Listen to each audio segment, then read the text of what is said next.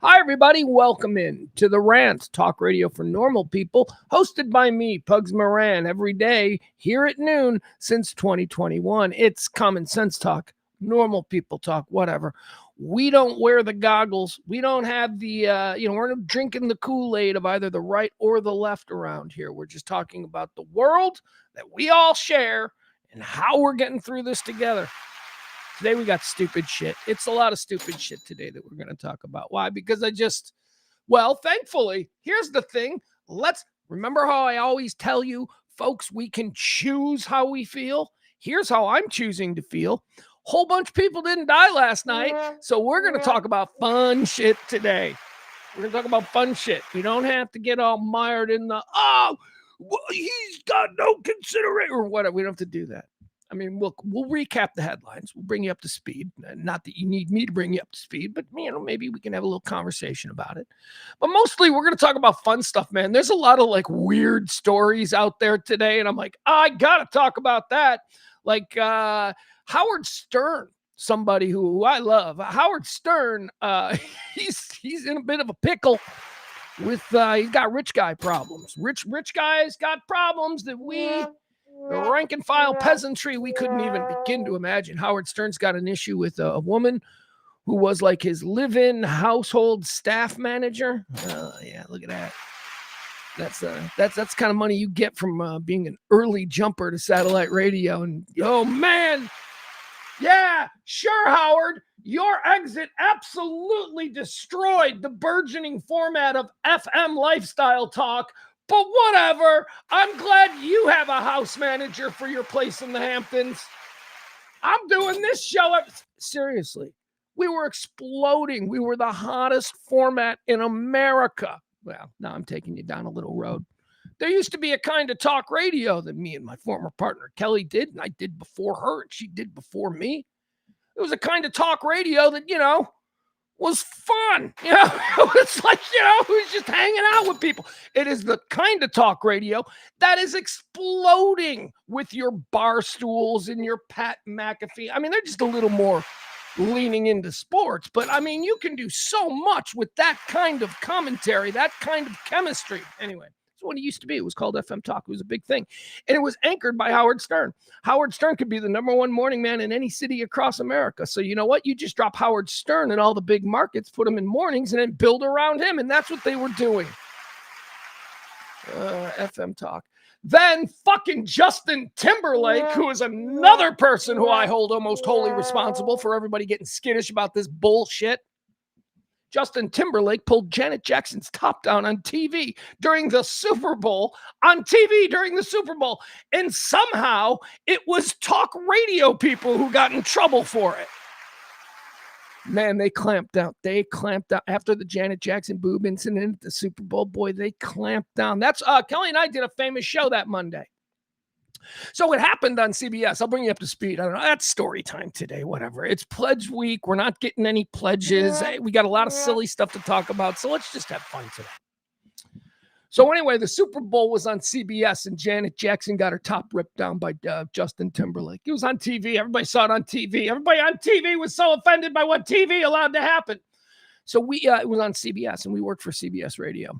CBS Radio was the owner of Howard Stern. It was behind this whole FM talk, this new kind of discourse, this fun shock jockey, but also, real talk kind of thing. Howard Stern was the anchor.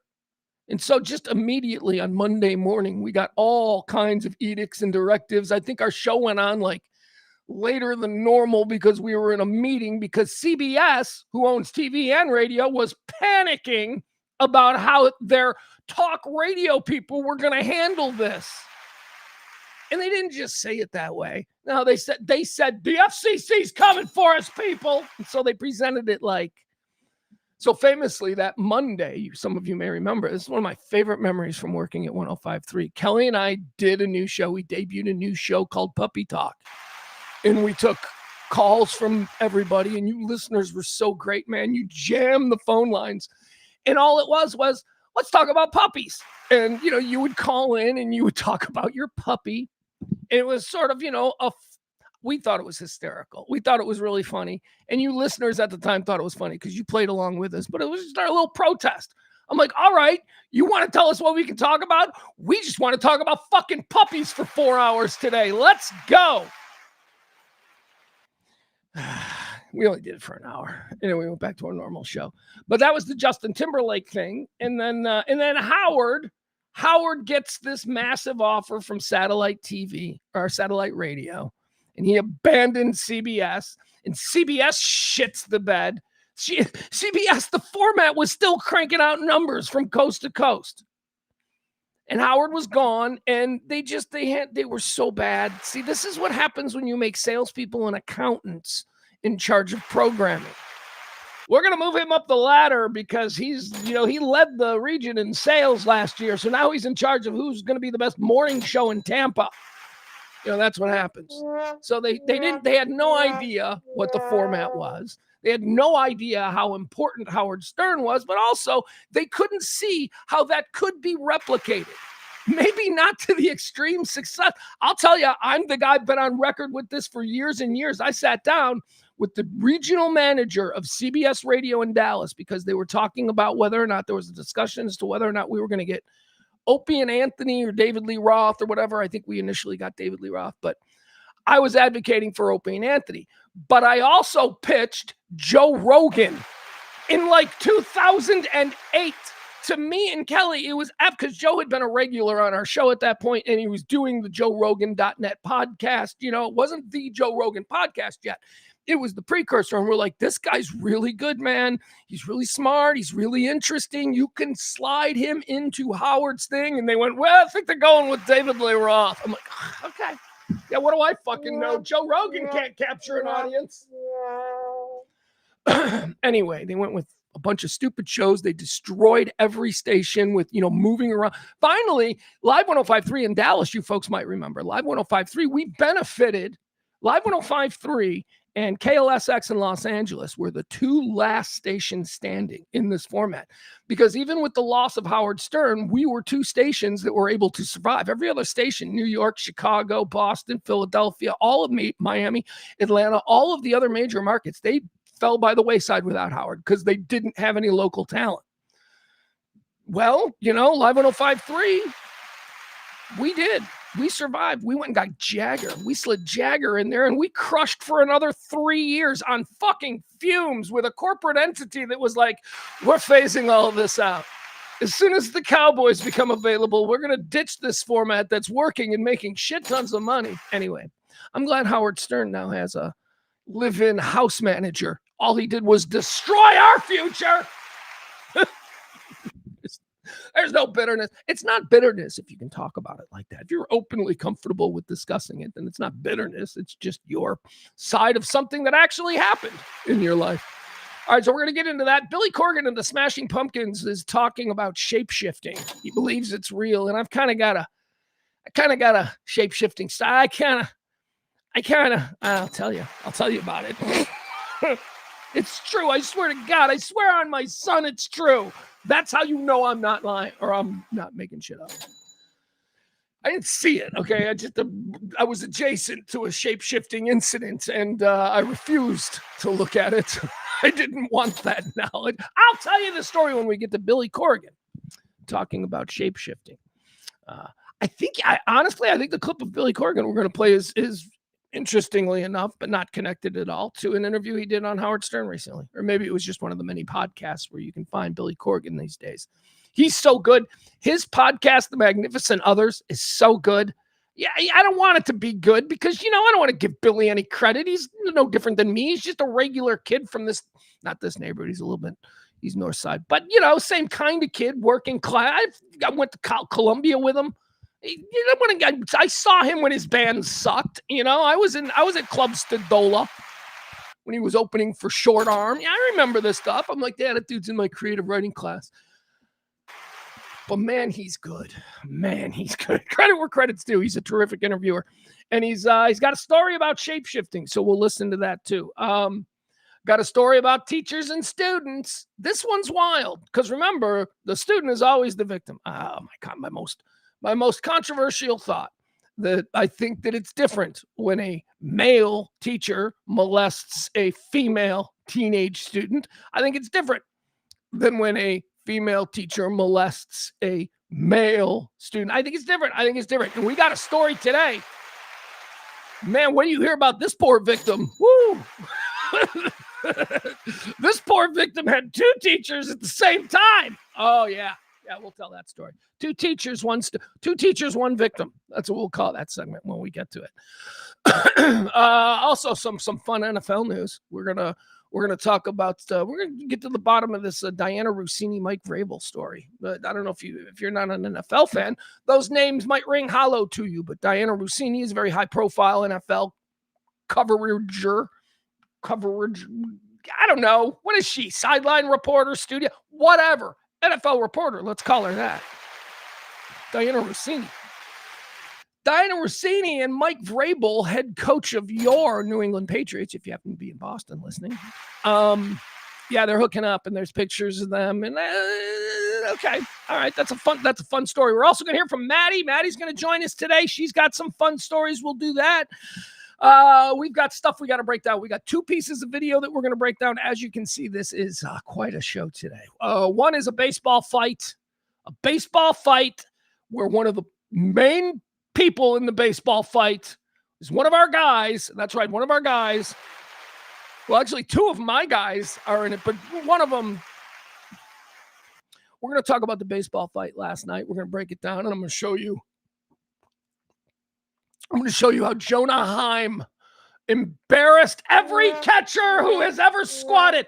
Everyone who has ever donned the tools of ignorance cringed when they saw Jonah Heim during that baseball fight. Cool baseball fight last night between the Angels and the Braves. So we'll break that down. And also a story I skipped over last week because to be honest with you, I didn't get a chance to read the whole thing. A story I skipped over last week has been resolved this week. So why not talk about it? It's been resolved. There was a fight that occurred, I don't know, 10 days ago or so, or something like that, in Tennessee. And it concerned the dude who stars as Reacher. You know this guy? What's his name? It ain't Alan Richman. It ain't that guy. That guy's dead. That guy's dead, and everybody misses him because Alan Richman was awesome. Okay. Now, who's this guy? The guy who plays Reacher. He's kind of like the Kirkland brand John Cena. That guy. It's not Rich. It's Rich Rickens. Is it Rich? Whatever. The Reacher guy. You can see I'm struggling.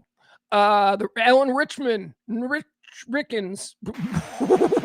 Who cares? You know who I'm talking about. If you're a gay man or a woman, you absolutely know who I'm talking about. And probably if you're into dad porn, like I am, dad porn, anything that, your dad will just sit and watch and binge, and it doesn't have to make sense to anybody else because it makes sense to us. And we all know who this guy is. We just don't know his name. He's the Reacher guy. He got into a fight with a neighbor a couple of weeks ago, 10 days ago or something like that. And there was video of Reacher beating the shit out of a neighbor.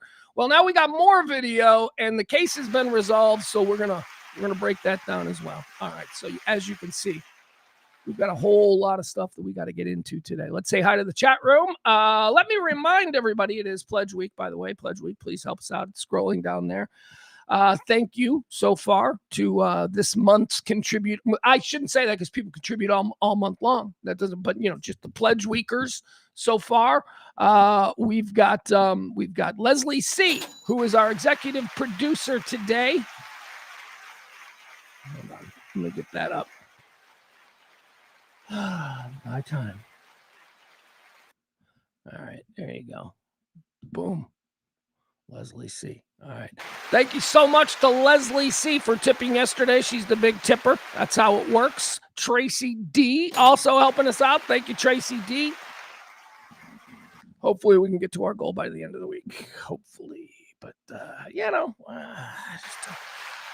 that's enough of that. All right. If you want to help out the show, all you got to do is drop a little something at some point during the show in the Venmo or the Cash App. That's how this show has survived all these years. You people who rely on it every day at the last minute, you come in and you drop and you get us.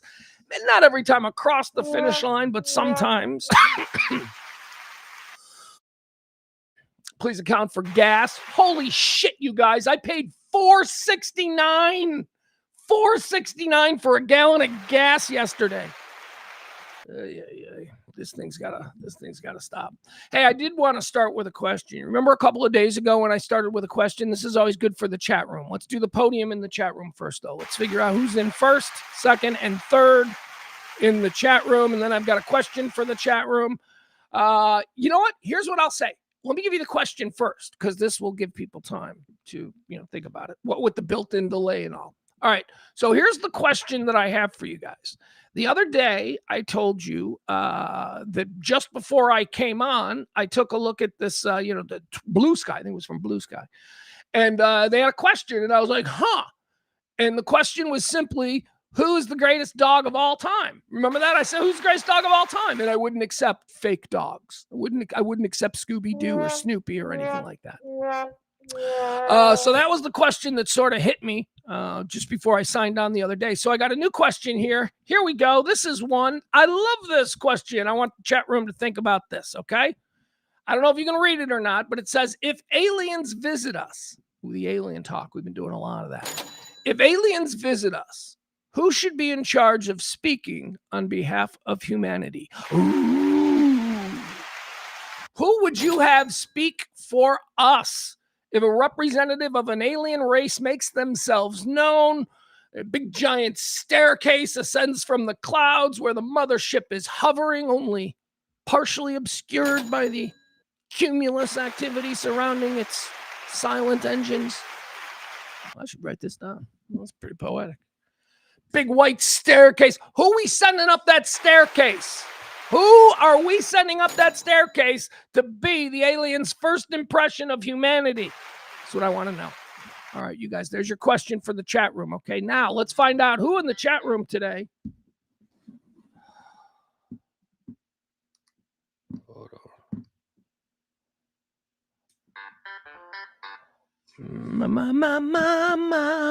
All right. Sorry. That was me. That was me being distracted. All right. So there you go. That's the question for the chat room. If you're in the chat room right now, the question is, if aliens visit us, who should be in charge of speaking on behalf of humanity? I've got an idea. But I want to hear your ideas. All right. In the meantime, while you guys mull that over, let me look on my end and see who is on the podium for today's show. That's right, the podium. Just like F1 racing, the top three, first, second, and third, they all get their trophy and their points. We do this every day. I like to find out who's actually waiting for the show to start. And I hope you've noticed the last couple of shows, I've tried to get started right at 12. Wanting to show respect for the chatters who are here every day. Frankie B, baby. Frankie B, let's hear it for him. He takes first place today. Taronda, she's always on the podium. We should just call like a chair up there, the Taronda chair. Taronda is second on the podium, and our guy Peter is third. There you go. That's today's podium, first, second, and third. We got Frankie B. Frankie B, look at you, man. Look at you. Comes in first. All right, let's find out here. I asked the question, and nobody responded. Nobody responded to the question I just asked, or maybe I just haven't waited out the delay long enough. Maybe they'll pop up. I have thoughts. Anyway, the question that I asked is right there on the screen. It says, if aliens visit us, who should be in charge of speaking on behalf of humanity? The question of the day, what we're going to use to get started here. Any thoughts? Here were my first thoughts. All right. You want to get mad at me? Fine. Here are my first thoughts. I want either Pope Leo, Dave Grohl, or Paul Rudd. Who says no to any of those people? Those are nice people. Those are people who are not going to embarrass us. And by the way, in the case of Paul Rudd, we might need a little charm. He's charming as hell. So there you have it. I mean, if we're being serious, I'd send Pope Leo, but I know that's a no-go because he's an evil papist. Which the aliens will just roll their eyes. As soon as the aliens hear that, they'll be like, ugh, petty humans. Petty humans. Why did I give the aliens an Eastern European accent? I don't know, but I shouldn't do that. All right, here we go. Let's check out Peter. Peter says Brandy Carlisle. Peter, that's terrible. Brandy Carlisle. Actually, maybe it's not terrible. I don't know anything about Brandi Carlile. Here's what I know about Brandi. Okay, so she's a country singer, right? Don't listen to country music, so she's not going to cross my path. But she has sort of broken into the mainstream so that some of us who, walk around the mainstream, we are aware of her. So here's what I know. Short hair.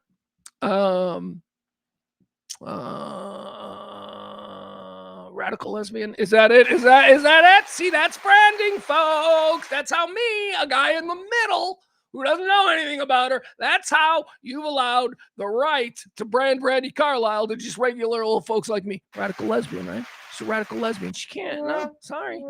Too divisive out of the box, baby. Too divisive. Brandi Carlile. Let's see here. Maddie's got a good one. This is not a bad one. All right. Neil deGrasse Tyson. Neil deGrasse Tyson would be good, although I'm gonna say no. I've appointed myself Emperor of Humanity. Maybe I should be the guy. I already, I don't have a track record of being like, they're not real, and if you believe in them, they're crazy. So, I'm a bit more open-minded to what, this is all about. Maybe me. Anyway.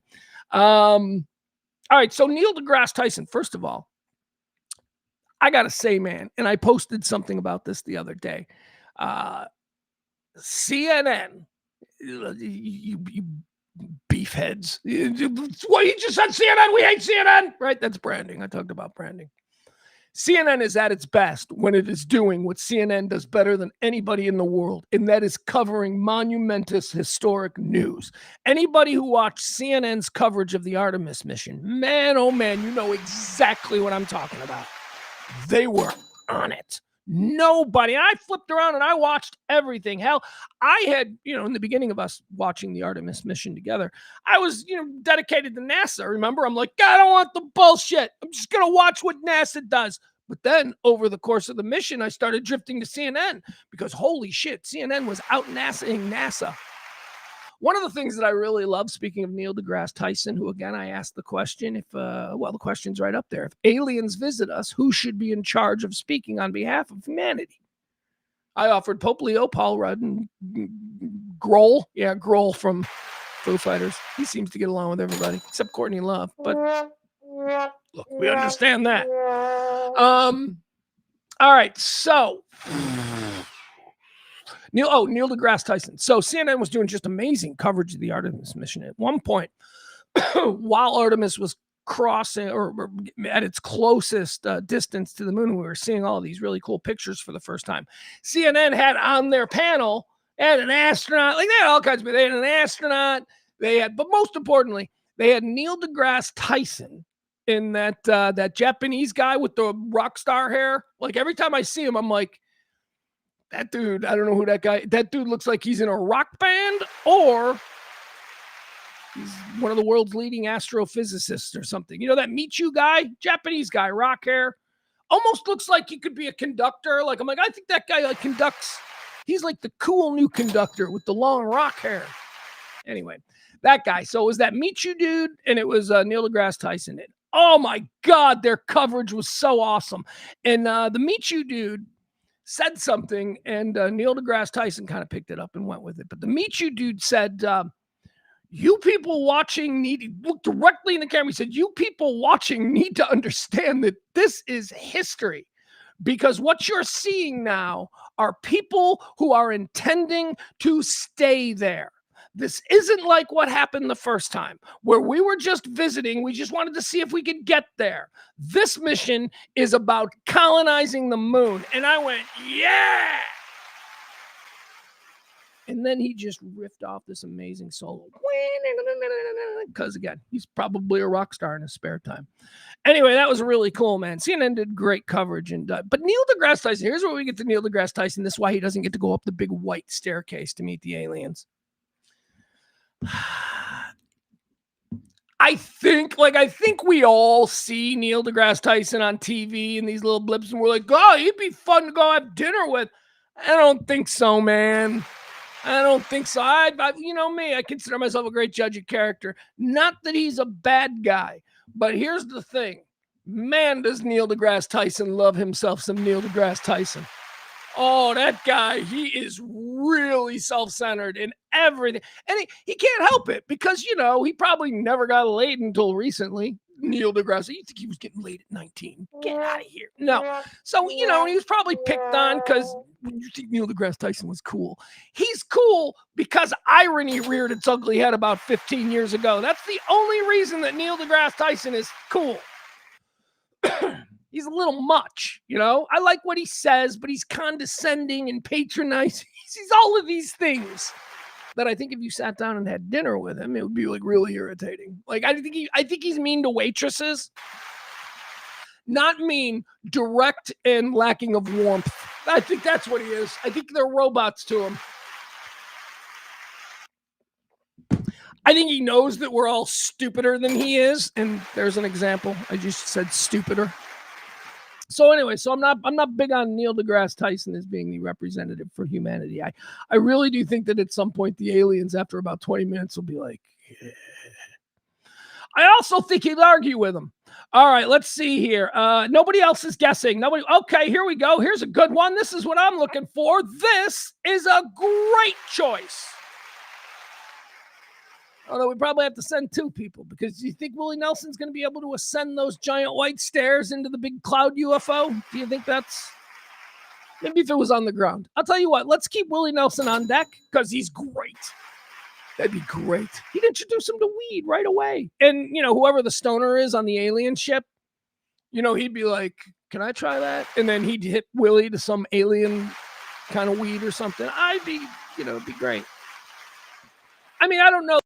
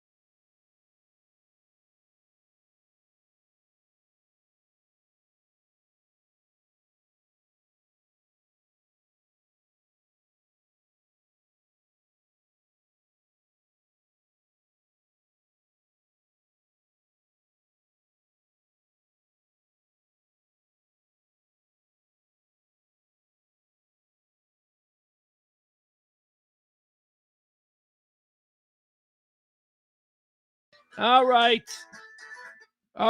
Thank you. I didn't do the secondary mic. All right. Thank you. We're on. We got you. All right. That was Maddie. Thank you, Maddie. Sorry about that. All right, Peter, back to you.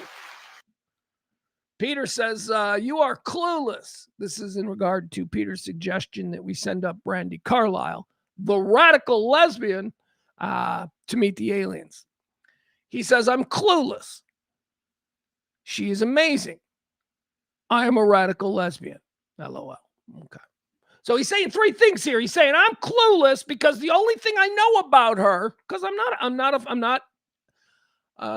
saying I'm not a fan of her music, seems to imply that I've heard it and I don't like it. I'm not familiar with her. I'm not familiar with her as a performer. She's been on Saturday Night Live a couple of times and I've gone, because it doesn't look like something I want to listen to at 11:15 or wherever. Anyway, I'm sure she's great, but I'm clueless because in your next statement, you confirm that you too are a radical lesbian. So look, am I clueless? Is she a lesbian who speaks up radically about her views in the eyes of the right, who I explained branded her to those of us in the mainstream who don't know anything about her. Because the right is really good at that, Peter. Really good. That's why we need unknowns politically. We need people. We can't run Alexandria Ocasio-Cortez for anything. She is cooked nationwide. People who vote for her, who don't even know anything about her, have heard years about. That's what they do. They're good at branding. So me not knowing anything about Brandi Carlile, all I know is what I see. Because I'll tell you, the praise that you would offer for Brandi Carlile has been completely drowned out by Fox News says she's a radicalist. That's all I know. I'm not saying it's true. Hell, anything that I know, I don't know if it's actually true these days. We don't know. We don't have any institutions. Who knows? We're all just freeballing it. All right. Thank you, Peter. Sure, she's great, but I am not clueless on that. I've been exposed to the branding. I have been, I'm not saying it's correct. I don't even know who she is. All right, Peter wants to say more. Fine. I said you first before Brandi, but I changed my mind after your rant about her. Brandi goes before you. No, too divisive, man. Sorry. Too many. And I'm not even saying that she would be too divisive. What I'm saying is that half of this country would be like, what? Why don't you just send the Unabomber? Or, because they consider her a radical. That's all I'm saying. Maddie's got another good one because she's the only one playing in the chat room here. We are playing the game. If aliens visit us, who should be in charge of speaking on behalf of humanity? She says Anderson Cooper. Are you crazy? I want to send no Anderson Cooper. I don't want some corporate TV anchor. Look, I don't hate Anderson Cooper. I know he doesn't bother me, but he's not who we're sending. Can we get a private sit down? Can we do this on my podcast? I don't want Anderson Cooper. We're not sending a journalist. We're not looking for a scoop. We're looking for someone to represent humanity so that all of our best characteristics are the first thing that these alien guys see. Guys, gals, whatever. They might be woke. What if they're woke? What if the aliens are woke? That'd be funny. These woke guns, man. You better do what the woke aliens say. All right, Anderson Cooper. No, not Anderson Cooper. Not a single one of you has come up with anything better. All right, we have another. Maddie says Morgan Freeman. Barney wants to comment on Morgan Freeman. Freeman is a good one. Is he our current favorite old person, or is it Dolly? What? Fuck all of you. All right, bit over. We've got it. Barney, how did you name check Dolly and then not immediately go, oh my God, Dolly's perfect? Oh, that's just when the sound went out. All right. No sound. All right. All right, hold on. All right, let's see. All right, Peter, back to the discussion on Brandi Carlile. He says, no, she's not radical like that. Well, let's see what AI says. Let's see. My friend Peter in my chat room says that Brandi Carlile isn't a radical lesbian. Can you give me examples of why I, someone unfamiliar with Brandi Carlile, might think she's a radical lesbian? Thanks. I love that I like to over-explain to AI like it's a really smart, retarded child. Like I just make sure everything. All right, here's what it says. Here you go, Peter. Here's what AI says. While Brandi Carlile is a prominent, openly gay artist, whether she fits the term radical lesbian depends heavily on how a listener defines radical. Fair. Very fair. Because I bet I define radical different than Fox News defines radical. In fact, I know I do. Way different. And fascist, too. I define big words way different than Fox News all the time. All right. So here we go. To some, she is a mainstream Americana star. To others, her direct challenges to traditional institutions make her a radical figure. Someone unfamiliar with her might perceive her as a radical lesbian because of her vocal stance against religious and political systems that have historically excluded her. Reasons for radical. Okay, so look, AI just said that I shouldn't be embarrassed for being unfamiliar with Belinda. But what's her name? Courtney Carlile. See, it's all right. Does she sing sad music? I'm all up. I'm not accepting any new sad music. Unless it's from Bruce. I will listen to new sad music from Bruce. That's it. Nobody else. Journey. If Journey gets back together and they put, I'd listen to a new Journey song. That's it. All right. Let's see. Where are we? Anybody else have any suggestions? Because I'm telling you, you guys, Dolly Parton is absolutely the choice. Dolly Parton. There you go. And Barney tripped over his own dick and we landed. I don't care what you guys say. I'm king of the world. Remember, that was the premise here. I'm king of the world, and I select Dolly. Who's Dolly? Come on, seriously. Hey, y'all. I mean, she would be Reba. Dolly and Reba. If Dolly has trouble, like Dolly can only make it up like, 40 of the steps, because I imagine it's like 600 steps. So if she can only make it up like 40, then we send in Reba. We send Reba up to make like the next bunch of steps, because at this point, really, isn't Reba just Dolly in training? The names are even both silly, I suppose. All right. Thank you, folks. Let's go. We paid enough attention to the chat room. One more time, I do want to thank our executive producer today. Thank you so much to Leslie C., ladies and gentlemen. Leslie C. tipped the show yesterday. Nobody else did, but thank you so much this Pledge Week. It means more than you can imagine. All right. If you want to help out the show, there you go. I'll leave this up. All right. Let's talk about what happened yesterday, because here we go, right? Something happened yesterday. I know I was there in front of my TV. I was there a good hour and a half before. I had my dinner, made myself an egg sandwich. Yeah, that's how I'm living. Price. Hey, thanks, Trump. He brought the price of eggs down. Every fucking thing else went up. But gee, thanks. Eggs are affordable again. Eggs for the American working class. Eggs. It's the new steak. That's the campaign. You'll see. And it will all go, eggs, it's the new steak. Eggs, new steak, eggs, new steak. Not us, them. That's what they do. That's what the other people do, not us. If you're here with me today, that ain't your thing.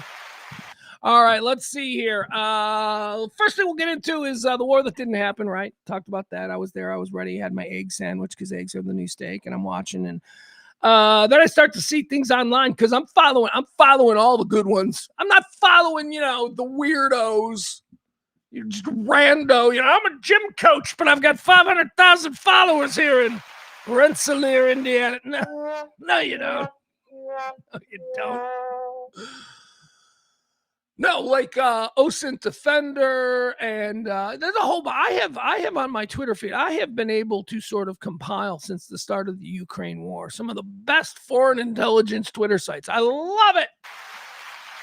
Sometimes some nonsense gets in there. Sometimes I'll retweet some things, and then I'll have to go back and take it down. But whatever, we try with the breaking news. So I started to hear, so 7:00 was the deadline. And then, around about 5:30 or so, we started seeing a lot of talk. Now, remember, I had told you that the the United States delegation and the Iranians were not talking. The Iranians were like, fuck you, after that tweet yesterday. So they went home or whatever. I don't know, whatever. The point was, there was no discussions in the hours leading up to the deadline, the imposed deadline by Trump. Never mind.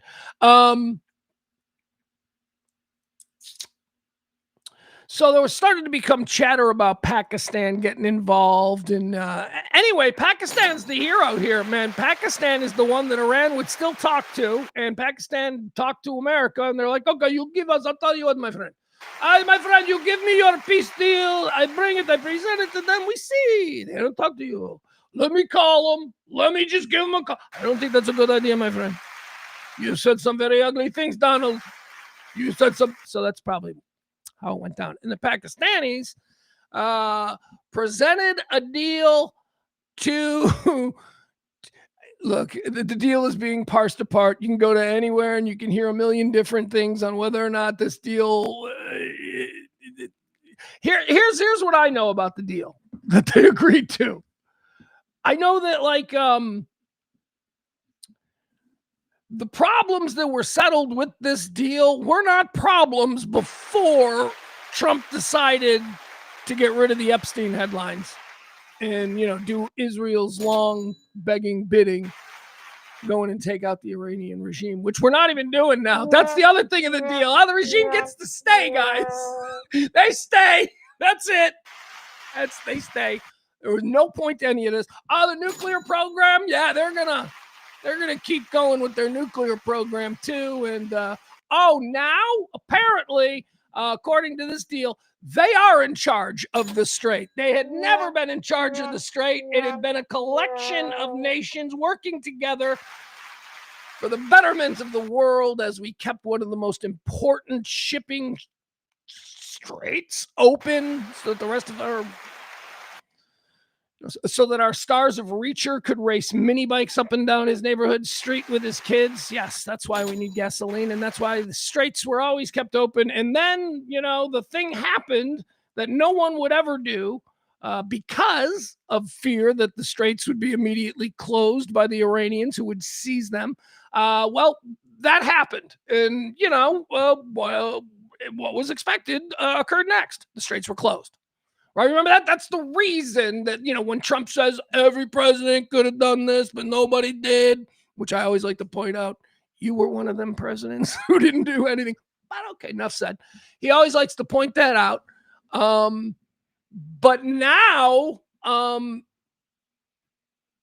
they're running the strait, and he's basically on his knees because we're all screaming about, $5 gallons of gas. And he knows that he fucked up in the way that every other president wasn't willing to fuck up. Seriously, guys, that's what's happening here. This deal that he made is to stop problems that occurred because he started making problems. That's what this deal is. It's insane. And it's 2 weeks, okay? Because of course it is. Because of course Donald Trump loves 2 weeks. 2 weeks. 2 weeks of a ceasefire. This is good. This is good, okay? Now, here's the thing. We could have done without all the theatrics, right? We could have done without all the non-traditional acts of statesmanship or lack of statesmanship. We could have done without all that. And nothing has been accomplished. In fact, a lot of bad shit has been added to our plate. We weren't in a really great place as a country before this whole thing started. And now it's the same shit, but everything's more expensive. So nothing was accomplished. But I mean, look, somebody at least got to the president. Somebody must have gotten to, I don't know who did, but this was going nowhere. If he was going to do what he said, what he threatened, and remember, he's a salesman, so salesmen say a lot of things. If he was going to do what he said he was going to do, it was really going to fuck up our economy and the world's economy. But let's be honest, we just care about ours. And he truly doesn't care because he's one of them guys that never worries about what the price of a gallon of gas is. But he knows that his base at some point is going to be like $7 a gallon. This whole thing was been a mess. But at least it stopped. At least it stopped for 2 weeks. And, last night when they announced this with an hour to go before the deadline, my first thought was, is Israel on board? Really?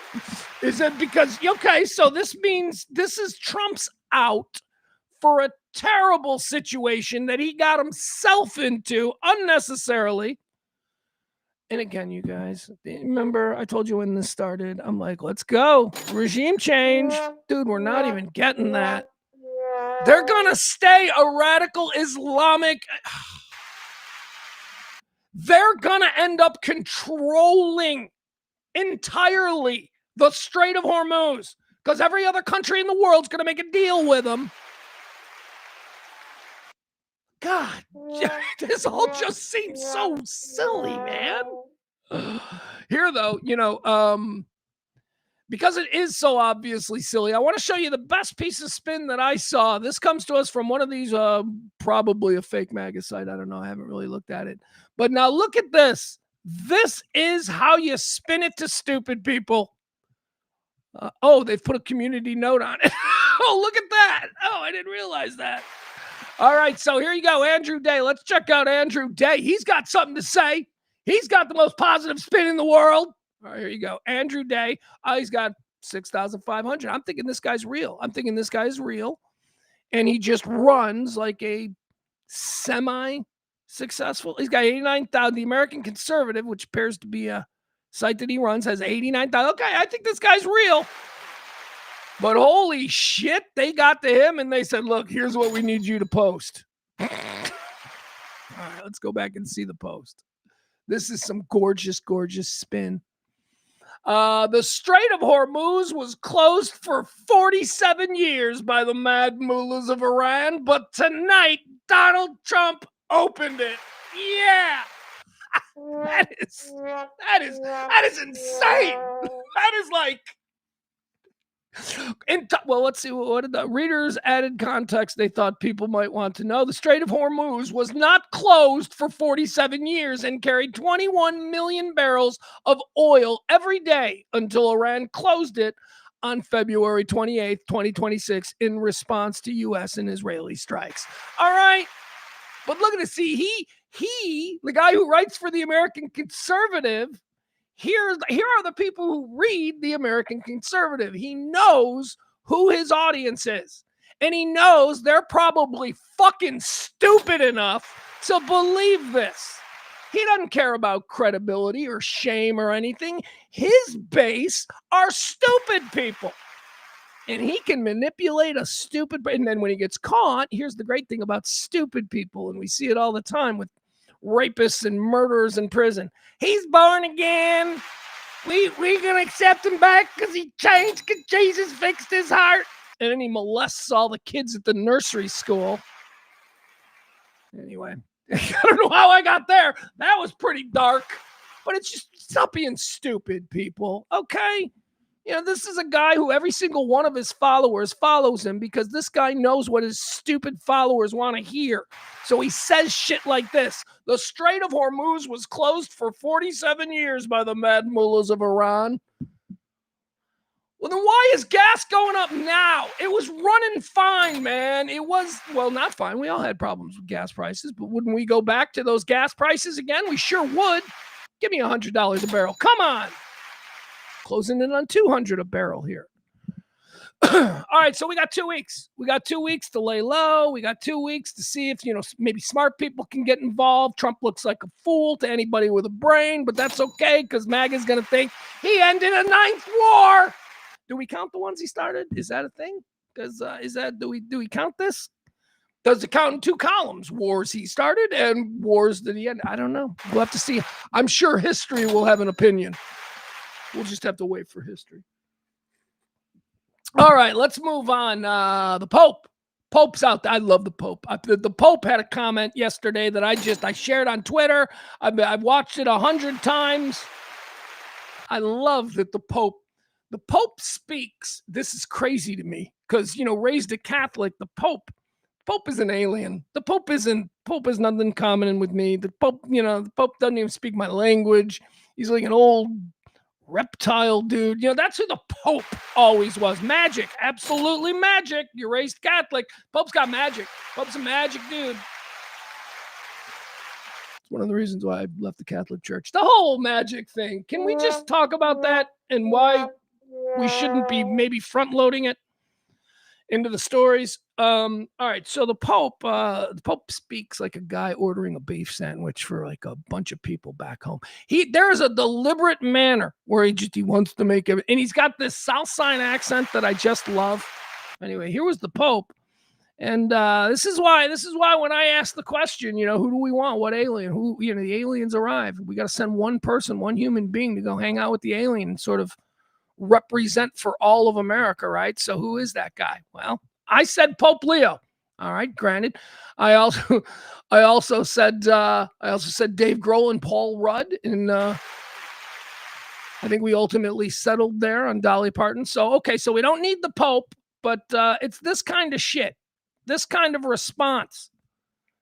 I love him. Anyway, here you go. Listen to this. This is a man who actually believes what Jesus supposedly was all about. I would simply sense that in English. I would simply say once again what I said in the Urbi message on Sunday, asking all people of goodwill to search always for peace and not violence, to reject war, especially a war which many people have said is an unjust war, which is continuing to escalate, and which is not resolving anything. In fact, we have a worldwide economic crisis, energy crisis, situation in the Middle East of great instability, which is only provoking more hatred throughout the world. So come back to the table, let's talk, let's look for solutions in a peaceful way, and let's remember especially the innocent, children, the elderly, the sick, so many people who have already become or will become victims of this continued warfare. To remind all that attacks on civilian infrastructure is against international law, but that it is also a sign of the hatred, the division, the destruction that the human being is capable of. And we all want to work for peace. People want peace. I would invite the citizens of all the countries involved to contact the authorities, political leaders, congressmen, to ask them, tell them to work for peace and to reject war always. Thank you very much. That's my Pope. That's my Pope. Just want to make sure you heard what I said. I said I wanted sweet peppers, not hot peppers, and dip it. All right? Very deliberate. I love that guy. Look, that is the voice, that those are the words that also need to be added to the global conversation that's going on right now with this whole thing. Because in America, there is, again, the American bastardization of Jesus and Christianity in general, where we've got a Secretary of Defense, war, because we're alphas and we're that fucking tiny dicked about it all. We got a Secretary of War who is using Christian crusade rhetoric in the way he's talking about how we are effectively, running this war. Christian crusade. That is the kind of thing that I think to real Christians sends shivers down their spine, because real Christians are not proud of the Crusades. Real Christians, those who dedicate themselves to the actual teachings and beliefs of Jesus Christ, believe that the Crusades were a bastardization and an example of how power and monarchy can corrupt the word of Jesus. That's how normal people, normal Christians, view the Crusades. But you see, Hegseth is a part of this weird evangelical thing that attempts, because of the vast, what did they call it? What did Eisenhower call it? The military industrial complex. Hegseth is a part of this sort of melding of justifying military budgets through Christianity. That's the whole justification for the war machine and the embracing of the tales of the crusade. It's because this Christian movement is completely tied into making sure people are cool with big defense budgets. That's what this is all about. And so now you have, for people who are truly faithful, and again, I've often talked about my faith or lack of faith or journey or whatever it is. I am just kind of learning as I go. I have the base of Catholicism as I was raised and tutored and matriculated through schooling and all of that. I have that base, but as a grown-up, I'm just out here looking for examples of what truly is an authentic faith, a faith that rings true to what I remember about Jesus from school. And what the Pope just said there is exactly that. And as I posted on Twitter, if you go to a church every Sunday and you don't hear rhetoric like that as it concerns American involvement in foreign wars, you're going to a bullshit church that Christ would never go to.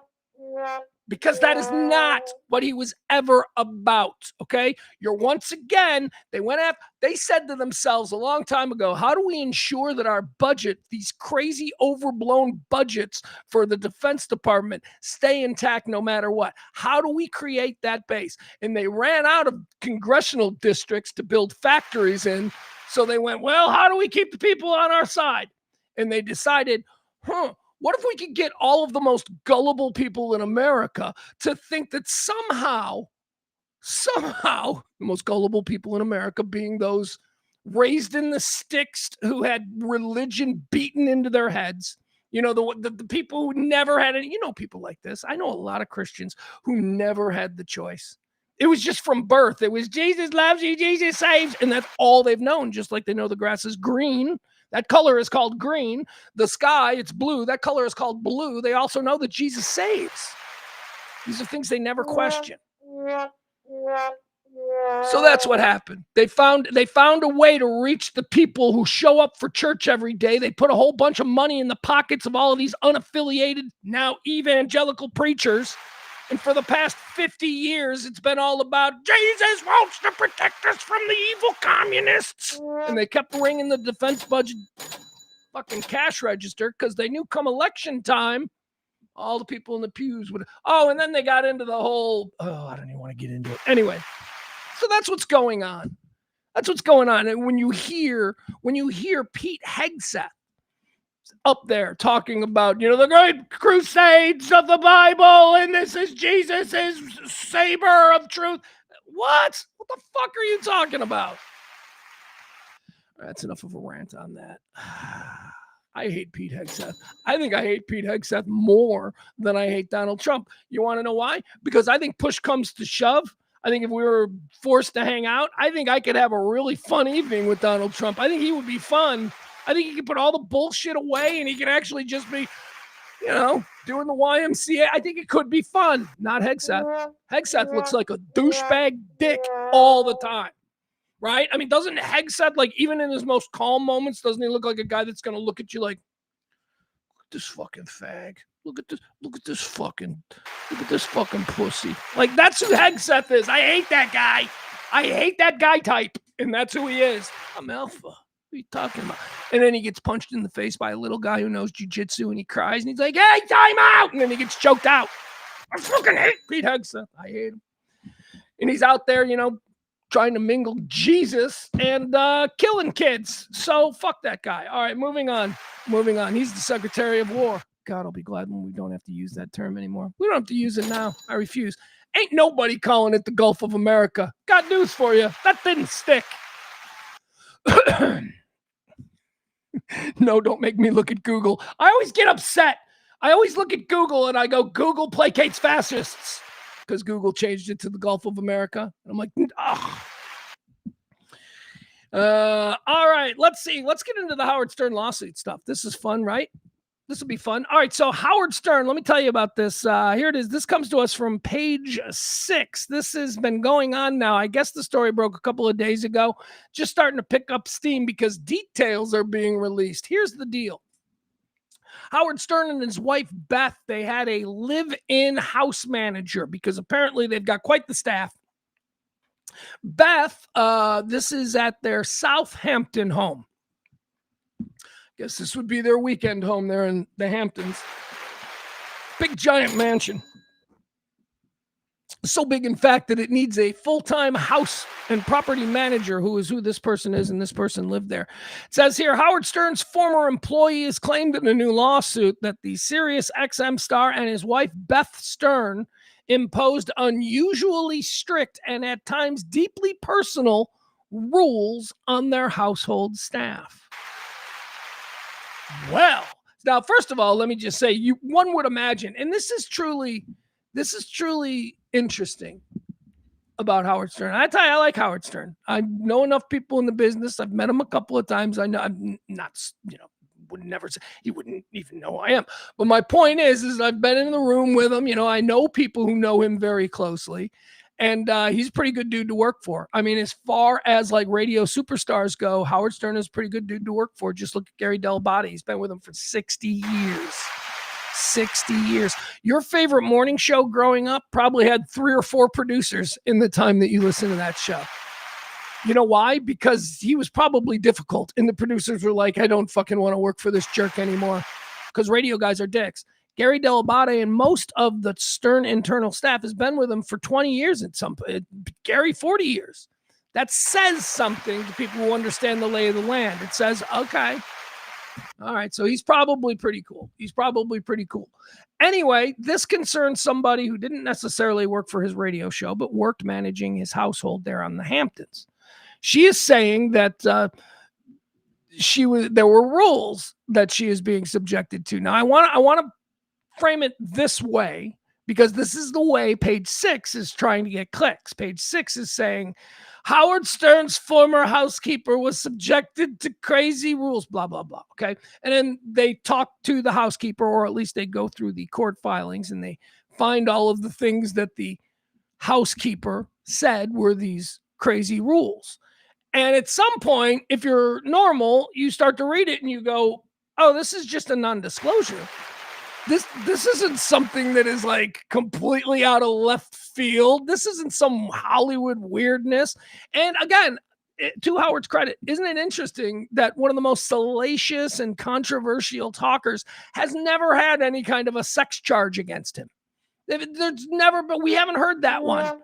Now, we've heard it from a lot of politicians who are all family values and stuff, but Howard Stern, it's never been, Howard Stern was banging interns. Howard Stern tried to fuck me. Howard Stern, we never heard that. It's interesting. Anyway, what we are hearing now, though, is a situation that went bad between his house manager, who now apparently has been fired. She's been relieved of her duties. Duties, by the way, $265,000 a year. $265,000 a year to run Beth and Howard Stern's Southampton home for them and live there when they're there. Now, let's go through some of these things that Page 6 is framing for clicks as bizarre rules. Okay, these are not bizarre rules. These are rules that sound pretty boilerplate to me when a celebrity invites somebody into their private domain, understanding that because of the celebrity status, what goes on in their private domain could be worth something. It's a problem you and I don't have, all right? We don't have to have our housekeepers sign non-disclosures because they're not going to call the National Enquirer and say, oh, Pugs is taking Valtrex or, whatever. These are reasonable things that celebrities, in order to maintain some semblance of privacy, regularly ask their people to do. Okay, so let's go through these. Leslie Kuhn, an executive assistant to Stern who managed their home in the Hamptons, sued the couple for allegedly, quote, creating a hostile work environment. According to a lawsuit filed in the New York Supreme Court over the weekend. According to the documents obtained by Page 6. Yeah, let me give you some pictures here. We'll debate. It's always more fun when we got pictures, right? Sure. All right. Hold on. Let me see if I can get this for you. Hold on. That's weird.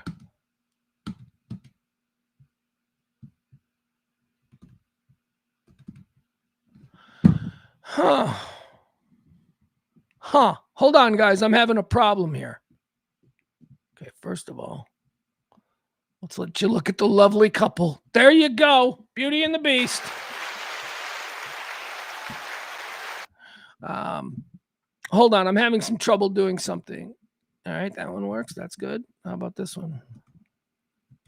Why doesn't this work? Oh, God.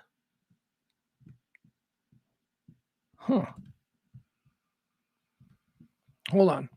I got a workaround.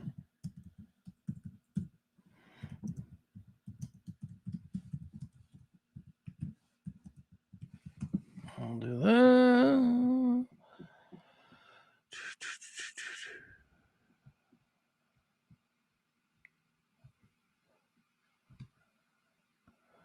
Oh, it looks like we got a new one. Okay, you know what? Maybe we'll just go with the newer story. Yeah, some reason the story that I was using was suddenly unavailable. So now we got a new one. All right, let's see here. As we look at the pictures there on the screen, here's what it says. Howard Stern's ex-assistant exposes immense pressure and questionable business operations in new lawsuit. Howard Stern's former employee This is a new story, so I'll react in real time. Howard Stern's former employee detailed the disc jockey's alleged questionable business operations, as well as the immense pressure of her job in a new lawsuit. Oh, I bet. Yeah, your job is so much more pressure-filled than some dude who's over budget and behind schedule and standing up on a roof right now. Sure. Howard Stern's former employee detailed the disc jockey's alleged questionable business operations, as well as the immense pressure her job was in a new lawsuit. Leslie Kuhn, the executive assistant who managed the Hamptons home of Howard and his wife, Beth Stern, for 2 years, has sued the couple for allegedly creating a hostile work environment. Per the filing, Kuhn shared that her responsibilities included managing the staff of their Hamptons mansion, overseeing household operations, and helping to run Beth's extensive at-home feline rescue service. She's a hot young rich woman. She's got to do something. So she's like, I like kitty cats. So she's going to start a rescue service. Okay. Here's what happens with these things. They start it, they put their name on it, they lose interest in it, and then suddenly it's being run by a bunch of teenagers who forget to feed all the cats and they die one weekend, and then it's a big scandal. Let's see here. Kuhn says that she allegedly experienced immense pressure on the household created by irresponsible and untenable animal rescue and fostering operations. I don't know what any of that means. Let's see if there's a picture of the three of them here. All right. There he is. There's Howard Stern and Beth. There they are again. Do we have any pictures with the... I don't see any pictures. All right. So I guess we'll just leave that one. All right. There we go.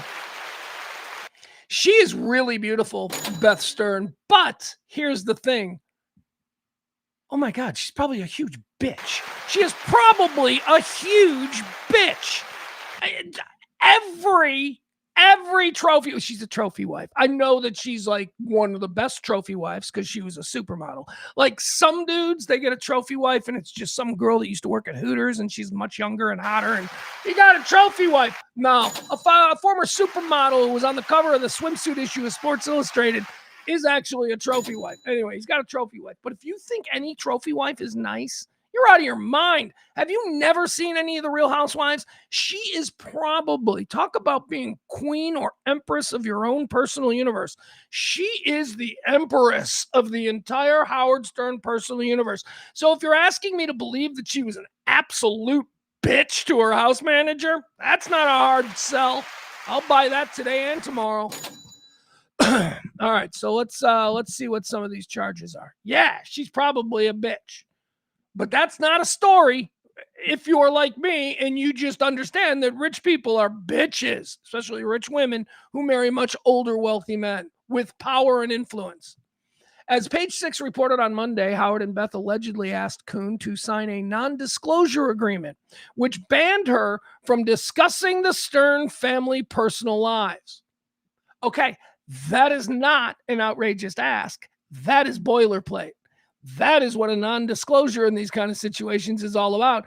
And there's more. Let's see if they try and cherry pick some of these to shock people who are unfamiliar with the very regular practice of issuing a non-disclosure.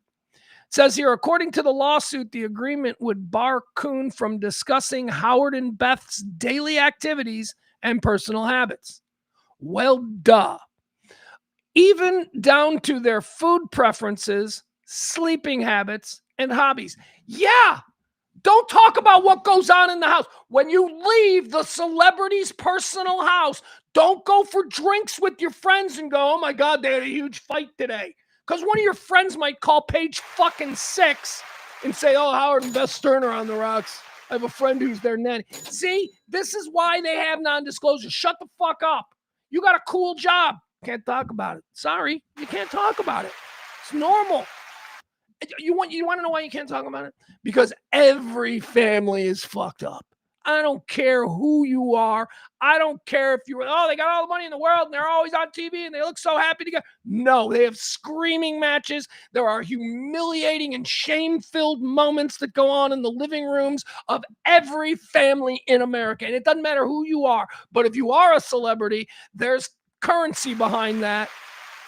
So you got to take the steps, and that's why they have these things. So stop cherry picking and acting like this is just an example of how crazy Howard Stern is.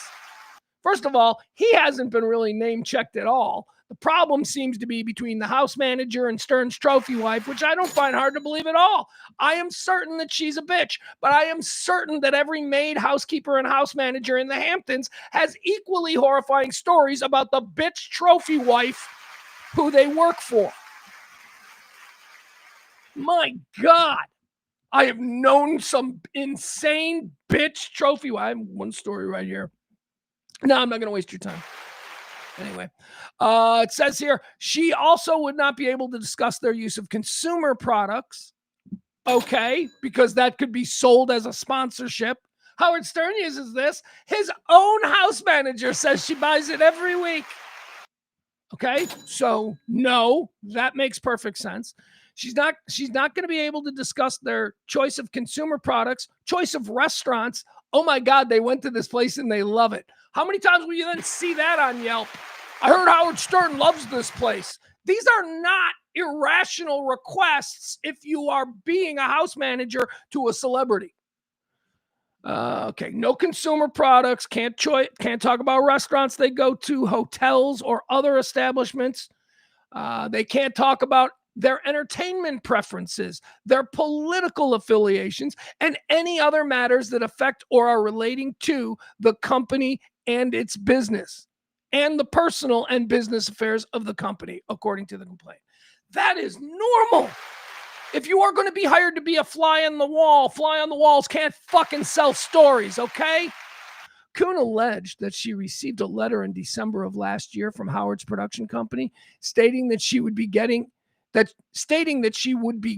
a raise to increase her salary to $265,000 a year, along with an $80,000 bonus. So just a couple of months ago, they gave her a raise, $265,000 plus. Here's a check for $80,000. Here you go. That $265,000 will be paid out over the next 12 months. But here you go. I'm awful and a monster. Here's a check for $80,000 cash. Go ahead, drop that right into your. Oh my God, how horrible. And this was just a couple of months ago. And then she got fired in February. It says here, a letter in December of last year that Howard's production company would be now paying her a raise to $265,000 along with an $80,000 bonus. But by the end of February 2026, Kuhn was terminated. Nowhere here does it say what she did, because she's not going to offer that. And the Sterns are like, we're not talking about this. This is a violation of a non-disclosure. This sucks. We're not going to comment. Along with Kuhn's claim that Beth Stern, by the way, fostered a hostile work environment, she also claimed to have never signed the non-disclosure agreement that has her signature. All right. So she absolutely signed it, and now she wants to sell the story because she's mad because she got into a fight with Beth the bitch, and she's like, now I'm going to tell everybody, and they're like, no, you've got a non-disclosure, and she's like, I never signed that. All right, that's basically this story. So we'll see how it plays out. But again, Howard's not really being roped into this. Howard's just like, he's at the studio or whatever. This is going on at the house. Seems to be a problem between Beth. Questionable business practices. They never listed a single one in that article. All right. I don't know what that's about. Let's keep going. Let's see. What else do we have here? Anything else? Do I want to go into that yet? Yeah, okay. We'll do this one really quick. So in the NFL, there's a big story brewing today. All your favorite sports shows are probably chewing it up and having a good laugh. Diana Rusinni. Do we know who Diana Rusinni is? Here, let me show you. I'll go to Bing. All right. Wow. If you do DIA, it autofills Diana Rusinni, right? It's like, yeah, we know who you're looking for. We know the hot trend story today. All right. So here, this is Diana Rusinni. She was, like I struggled with earlier. She's an NFL reporter. I think she's done sideline work. I think she's done a lot of it. Very pretty woman, cute little woman. I mean, not like bam. Although this picture's kind of bam. She doesn't really present as bam. She presents as like, oh my God, she's like the cute frat little sister, right? That's kind of her vibe. Because there are some girls out there who are selling sex. She's not. She's she's cute. All I'm saying is like dudes think she's cute, but she's not overtly sexual like some of these women on the sidelines are, which is fine. She's good at it. She's a lot hotter than I think I've ever noticed before. I gotta be honest. This is not how she looks on the sidelines. She's definitely a little cutie. All right, there you go. So we're looking at Diana Rusinni. So Diana Rusinni is apparently hooking up with Mike Vrabel, the new head coach of the New England Patriots. And I don't know. Who cares? I don't care. It's just, it's a fun little gossipy story. So here, I'll give you the story here as we look at. She's cute. She's such a cutie. Look at her. All right, let's go with the story. New England Patriots Mike Vrabel and top New York Times NFL reporter Diana Rusinni hold hands and hug at a luxury hotel. Oh, they didn't. See, how is this news? This is gossip. This just feeds our most prurient of interests. Who's fucking who? I only care about football. I care about chicks. I care about Megan or whatever, But I really am interested in who's fucking who in the NFL. Because I know both these people, and I'll close my eyes and I'll picture Mike Vrabel and Diana Rusinni. Anyway, exclusive photos have been obtained by none other than Page 6. Look at them. They're all over the place.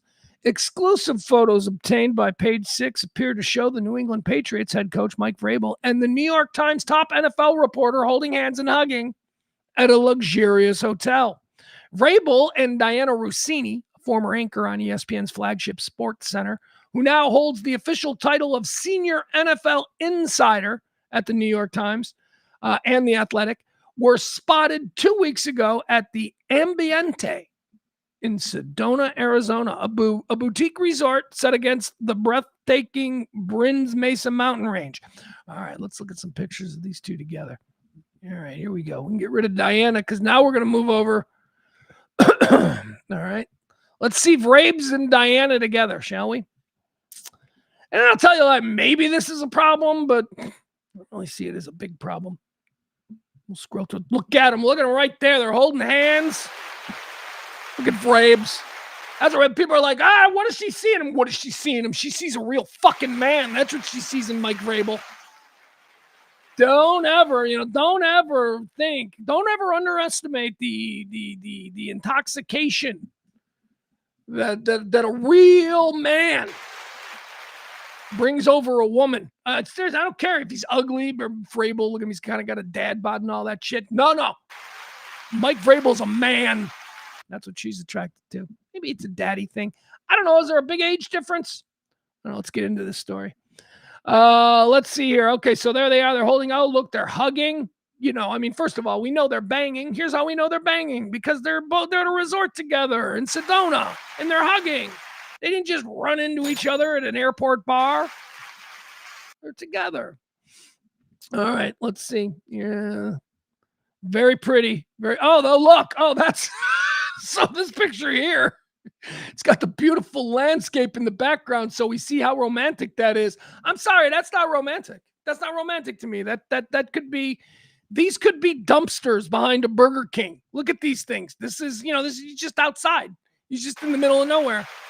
Maybe at night, maybe at sunset, it's beautiful. Right now, it's just like, okay, I'm hugging a chick behind a Arby's dumpster in Sedona.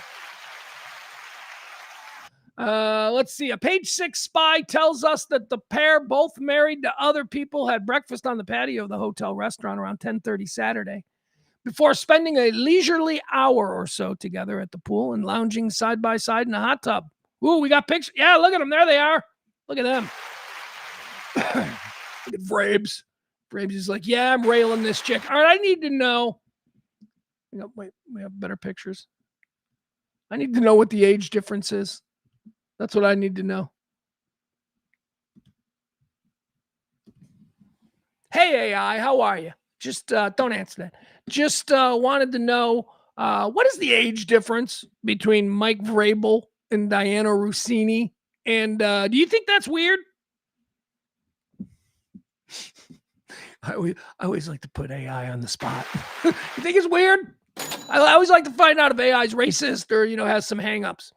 It says here the age difference between Mike Vrabel and Diana Rusinni is 7 years and 6 months. That's fine. That's got to be fine for me. That's fine. That's not weird. It's not weird. Anything over 15 is weird. Look, a successful man should be able to pull off 15, but anything else is, not good. And again, it depends on how old he is. Like if he's 65 and she's 50, I think that's okay. That's fine. All right, so there you go. Diana Rusinni and Mike Vrabel. It's not weird. Not by my standards anyway. Now, if she was like, 28, I guess she's much older than I thought. Yeah, look at her. She kind of looks like a Karen there. She looks like a Karen walking by the pool, trying to get her kids. We're having dinner. Would you guys come on? Go wash up. We're having dinner. That's what she looks like. And there's Vrabes. Look at that son of a bitch. That's a man. That's a man who played in the NFL at the highest level and is now coaching in the NFL at the highest level. I like Vrabel. It says both Rusinni and Vrabel insist they were there with friends and say they simply weren't visible in the picture. Oh, okay. All right.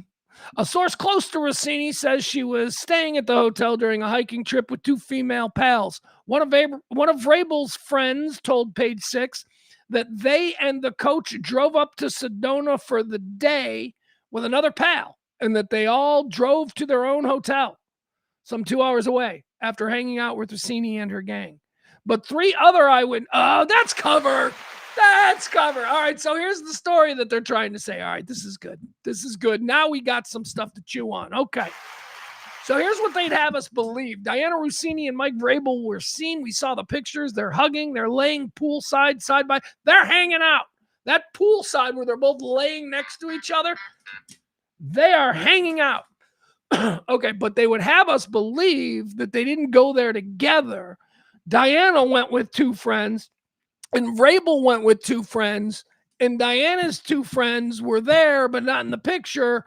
And Vrabel's 2 friends, and he had one of his boys call in the Page 6. Like, Vrabel's like, you got to call and say this is what happened. So the buddy called and goes, yeah, we were there. It was a hiking trip. It was a boys' hiking trip. And, we stayed at a different hotel 2 hours away.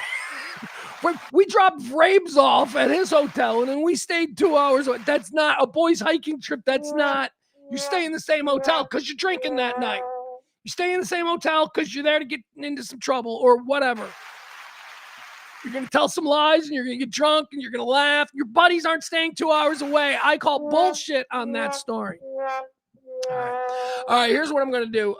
We've gone way too long here. We're going to bring Maddie on. We're going to do a little bit of Maddie conversation. She's got some stories. She's fixed the gas problem. That's right. Maddie's got an alternative fuel source that she's going to tell us all about.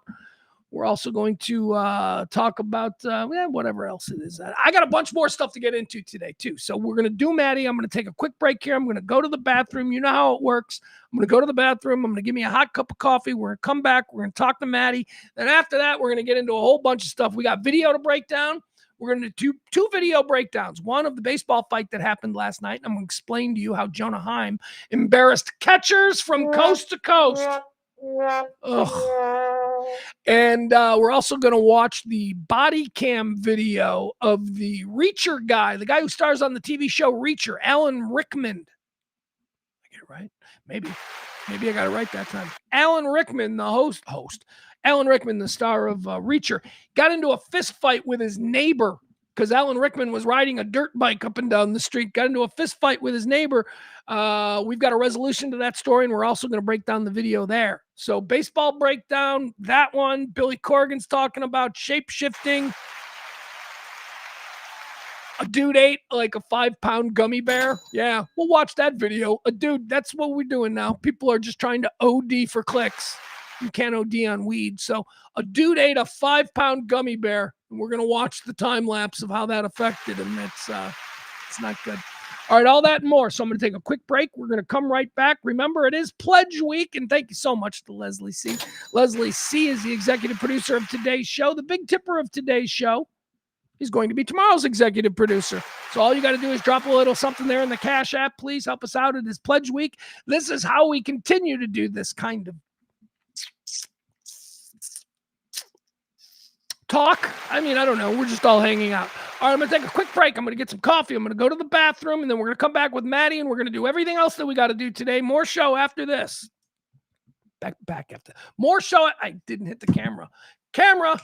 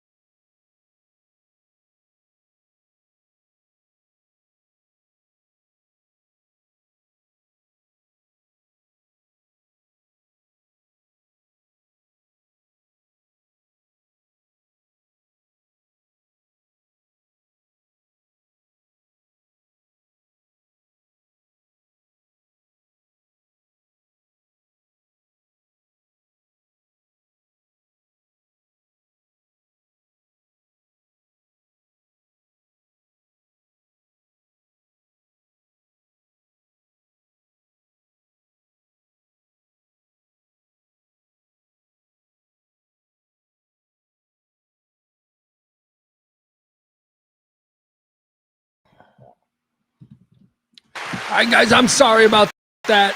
That took way longer than it should have. I had a just as I hit silent, or just as I went on that break there, I got a text that changed my schedule for the afternoon. So I had to try and I had an opportunity. I had to work. I had to call somebody. I apologize. Thank you for being patient, though. But the good news is this. Sorry, I was running. I had to run out to my car. The good news is this, is that I thought I was on a bit of a timer this afternoon, but I'm not. So now we can just stretch out and hang out for as long as, we want to hang out this afternoon. And that's good because I got a lot of stuff I want to talk about and, all of that. All right, here's what we're going to do now. We're going to talk to Maddie. Let's get her up. Maddie joins us every now and again. We play the game, What's on Maddie's Mind? Let's do that today. Okay. It's playing hard to get. Hello. All right. There she is, ladies and gentlemen. Fair warning. Fair warning to Byron's cat dog or whatever. I don't know if Byron's got a cat or a dog. But apparently whenever Maddie comes on, Byron's cat dog must flee the scene. So, okay. Sorry about that, Byron, but, I like Maddie. So let's go. Hi, Maddie. Hey. What's on your mind? We got a couple of little fun things to talk about. So I sent you a few things to look over, and I guess let's start with the young inventor from Georgia who's got the solution to our gas crisis. All right, so tell me a little bit about this guy. Give me some context here. What are we looking at? Because this is a very interesting young fella. And is he said from Georgia, or I thought for some reason he was down your neck of the woods, but to my Chicago eyes, that's the same place. He's in Georgia, and his name is Julian Brown. Okay. I can hear myself talking. Why is there an echo? Is there an echo in the chat room? That could be a thing. Hold on. Let me turn everything down. Nope, that's down. I think that's down. We shouldn't have an echo in the chat room. Don't know. Okay. I'll just have to work through it. So anyway, Julian Brown, he is a young inventor.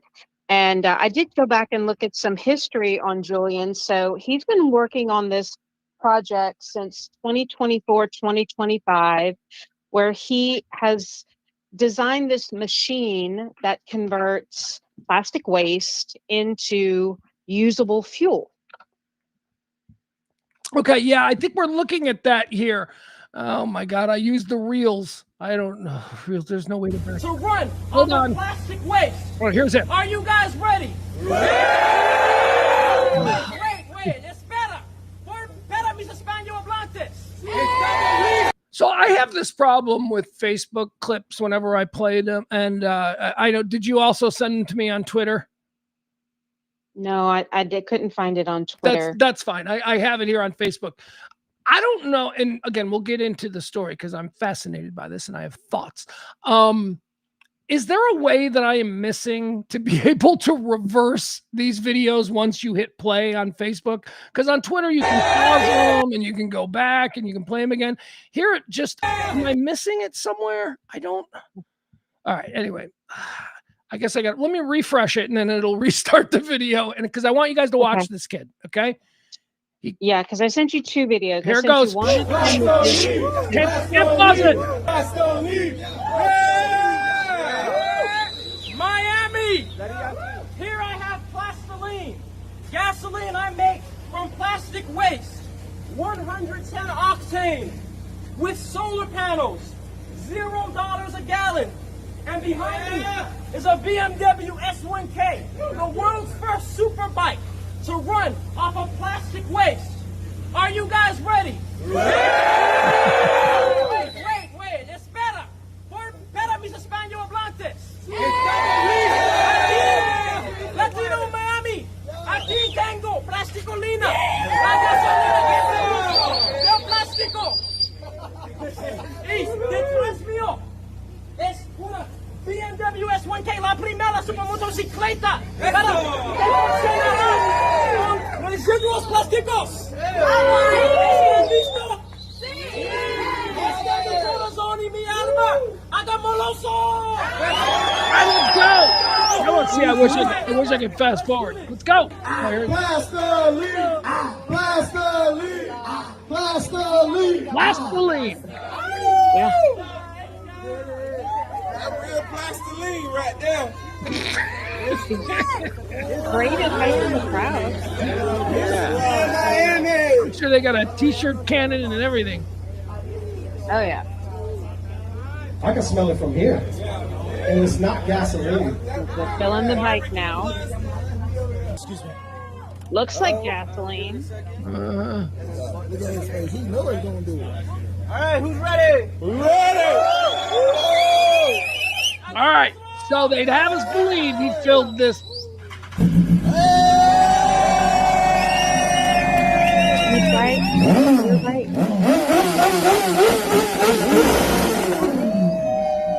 Let's go!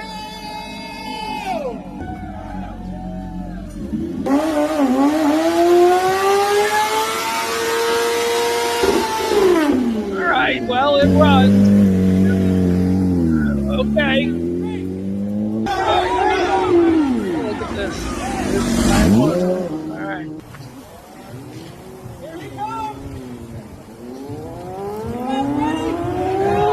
Comes again. You hear it? You smell it? That's the future right there. All right, there you have it. That's plastiline. All right, Plastiline. now, Maddie, tell me about that guy.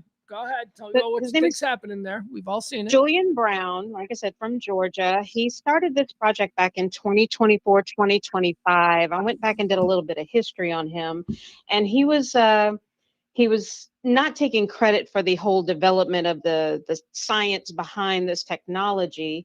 A lot of people were saying, you know, all the chemistry nerds were saying this technology's been around for forever. He's never claimed that he developed the technology. What he is claiming, though, is that he created a system that makes the process for refining this cheaper, smaller, and solar powered, which is pretty significant. And he actually was talking about this quite a bit on the internet back in 2025. And then he went offline for a little while because unsurprisingly, he was getting threats. I can imagine that the energy industry was unhappy with this. There were some rumors floating around that he had been kidnapped that wound up being debunked. But he did lay low for a while, and he did some crowdfunding, and he raised about $50,000-$60,000, and he worked on his system. I sent you the other video, shows him at his home where he has this system. And I mean, it's in this backyard, which kind of is crazy. But if you really look at what he's built there, it's pretty impressive. And he walks you through how he takes these plastic water bottles and milk jugs and garbage, and he grinds it up into really, really small pieces. And then he runs it through this purification process. And on the other side of it comes out varying levels of something that he then has to refine a little bit to get to this fuel that he makes that he's now calling plastiline. Of course, I'm sure he's getting a lot of traction and interest in that right now because of our gas crisis in the United States. But whether it's hype or not, I mean, I do enjoy the idea that there's smart people out there who are still trying to invent things, and I applaud the effort if it's not legitimate, at least. Okay, so this guy that you're telling me about, Julian Brown, Nature Jab online, he goes by. So he, what are we to? Because I know that this is a real thing. There are all different kinds of gasoline substitute. I mean, Willie Nelson runs around on French fry grease, right? I mean, there've long been other alternatives. And plastic now look, the angle I guess that appeals to modernity of it all is that it's recycled plastic, right? We've got this big plastic problem, and here's a way solar powered production and solar power. Those are all boxes checked here to get excited about. I don't know what he is doing that is all that different than what scientists working on this very same substance have been doing for generations. That's what Other his than promoting it, response other is. than promoting it online and becoming the brand ambassador for this process that's been around for a long time.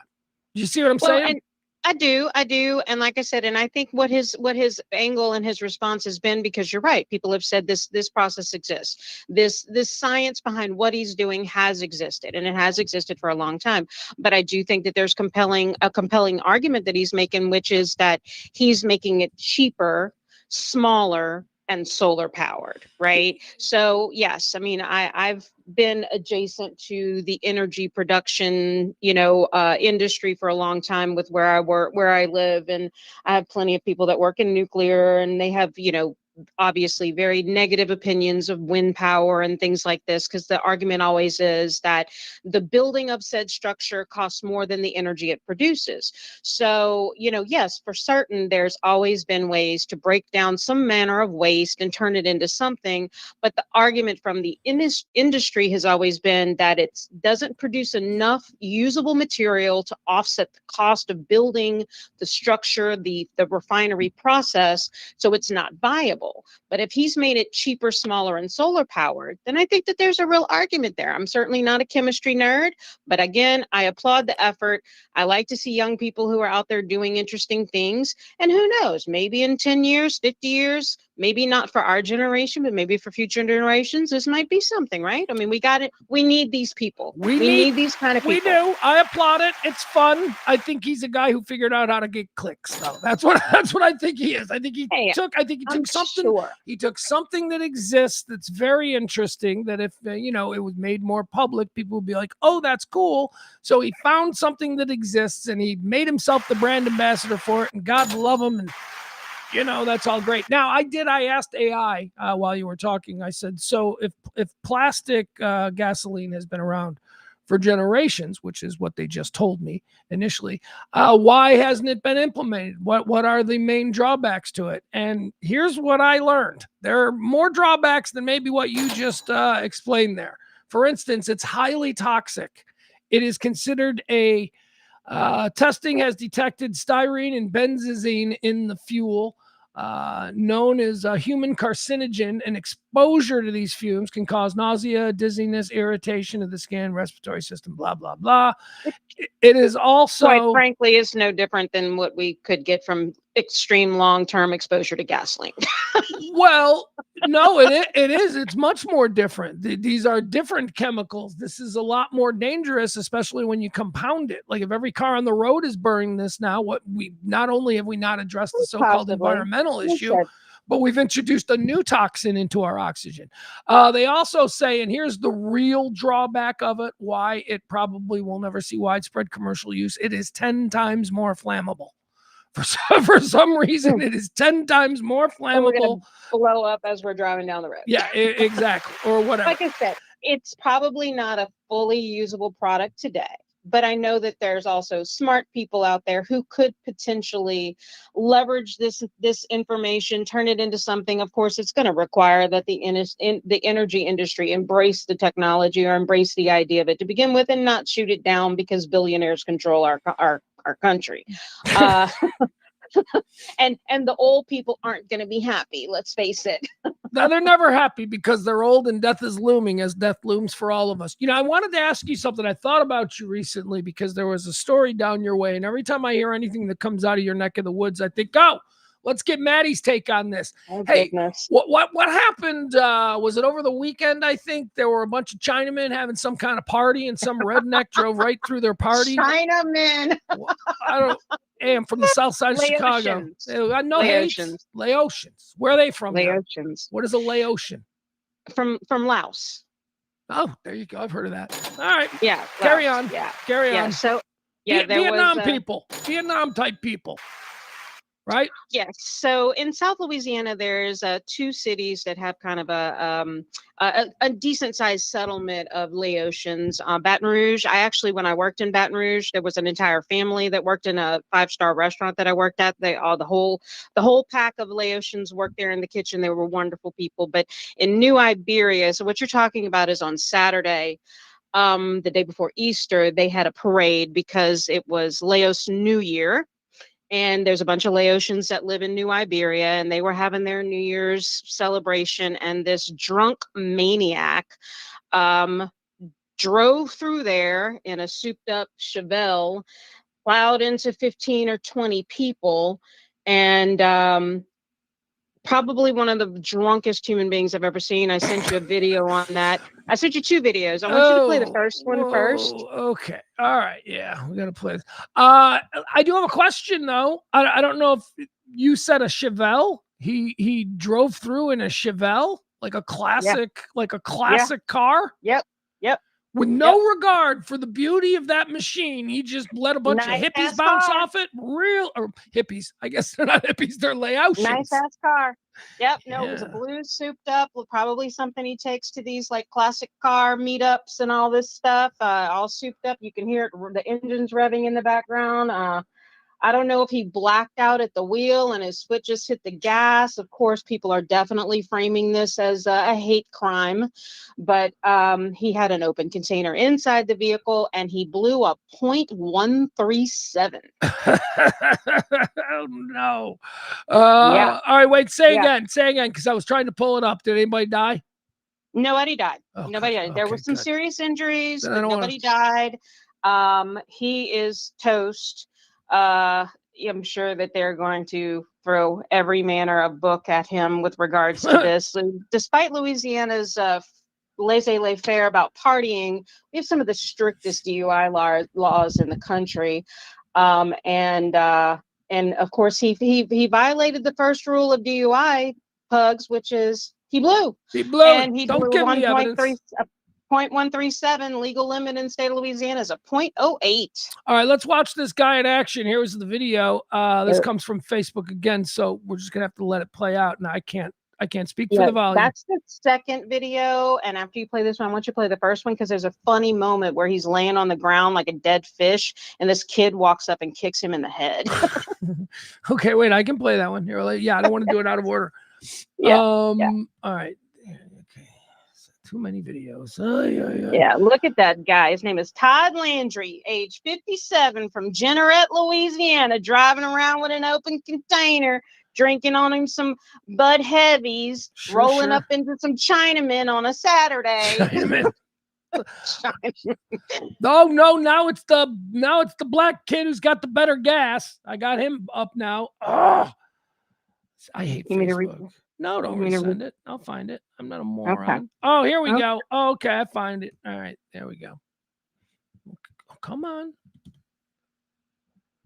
Scroll down. Scroll down. Can you see it? That's the gas guy. No, it's not. Okay. This is the cool ass blue Chevelle. Oh, you're 30 seconds behind. All right. So yeah, this is what. Oh, hey. Yeah. Little Chinaman ran up and gave him a good kick to the back of the head. Look at that car. Here's the thing. This would be my defense. I'd be like, Your Honor, look at that car. He did not intentionally let a bunch of Chinamen bounce off the front fenders. This was obviously a medical emergency. That's got to be the defense, man. Seriously, Look, old drunk guy kicked him straight in his head. It looks like a dead fish. He didn't even move. That's how drunk he is. And the cop barely even looked over his shoulder. I mean, but yeah, he was so drunk that at first, when I saw the first video that came across my feed, it looked like he was resisting arrest because he couldn't walk. Well, I'm reacting to the kid again. It's on a loop. It's playing on a loop here, and the kid keeps running up and kicking him in the back of the head. And then the cop, I love the cop's response. The cop's response is like, "Hey, don't." All right, I get it. Just don't do it again. It's like that's the cop's response. Yeah. Well, I think we're coming back up on it again. Boom. Yeah, here it comes. All right, here we come. All right, see the cop, see the guys laying there. You see a kid come out of nowhere, go kick him in the back of the head. The cop's gonna at first be mad, but then he's gonna be like, "All right, I understand." All right, watch. Here it comes. Here it comes. Boom! Kicks him. Cop. Hey, what? Fine. That's that's. I mean, look, I can't blame the kid. He clearly didn't hurt that guy. He was already laid out there like a dead fish. I mean, he didn't even move. He's so drunk, he's passed out. Yeah, feeling no pain. Just passed out.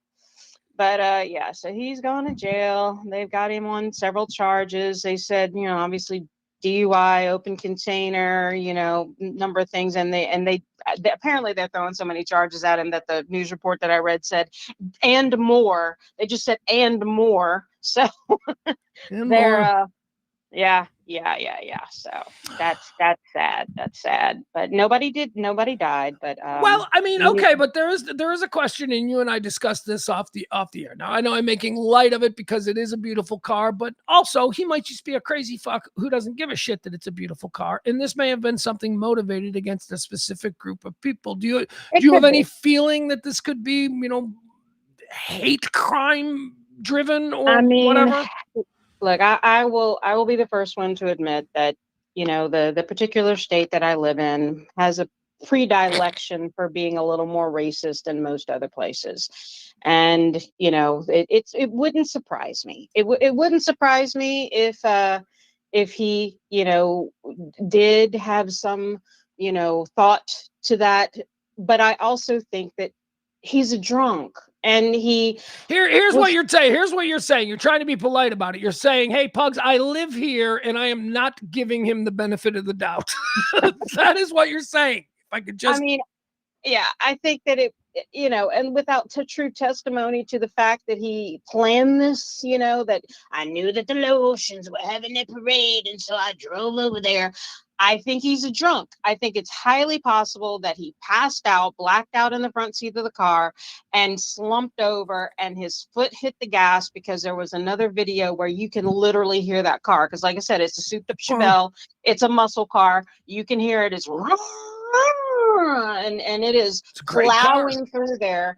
And, he very well may have just blacked out. But of course, the bottom line is that he was significantly intoxicated, had open containers in the vehicle. He might have just been driving around having a joyride, drinking his Bud Heavies or whatever he was drinking, and he blacked out and ran through this parade. I don't know why he was there. If you look at the crowd of people, it's particularly for the Laotian people. It's not like it's a highly public event. I can only imagine that the majority of the population of just the Laotians were there celebrating this. So you do see a few black people hanging around. I gotta stop you here. You're saying this, and I'm squinting hard. I'm seeing nothing but black people. No, I mean, I don't know. I'm seeing, like, here, I want to make mention of one guy in particular. All right. Well, okay. No, but here, this guy in particular, I want to tell you what I'm seeing here, because I am the world's greatest judge of character. I can sum a person up in just a few seconds simply by watching the way they interact with the world around them. All right, let's talk about this large guy in the blue shirt. See him right here? He's bent over. He's kind of up at the front of the nice Chevelle. Here he is right here. Look at him. Oh, he's going through some. Oh, he's mad. He's pounding it. He's really getting emotional about this. Here's what I think that dude's deal is. Black guys love little Asian chicks. They love them. Yeah. Always have. Bumblebee. Laotian ladies can throw down in the kitchen. Let me tell you, they can cook. Look, I'm just telling you, black dudes love little Asian chicks. And what's happening with this dude here is that he's in a relationship with a little Asian chick, and her family isn't really cool with it, but she brought him to the big party picnic and all that stuff, and he's trying to fit in, and now this happens. So he's doing the black lady at the funeral. Oh, he's getting all like upset about it. He's just trying to impress his hot little Laotian girlfriend's parents. That's what's going on here. I could be seeing it wrong, though. But I do see a lot of black dudes, I think. Yeah, it's New Iberia. The demographic mix of New Iberia is largely that. The dude who does the kicking is a black dude. A little black kid, yeah.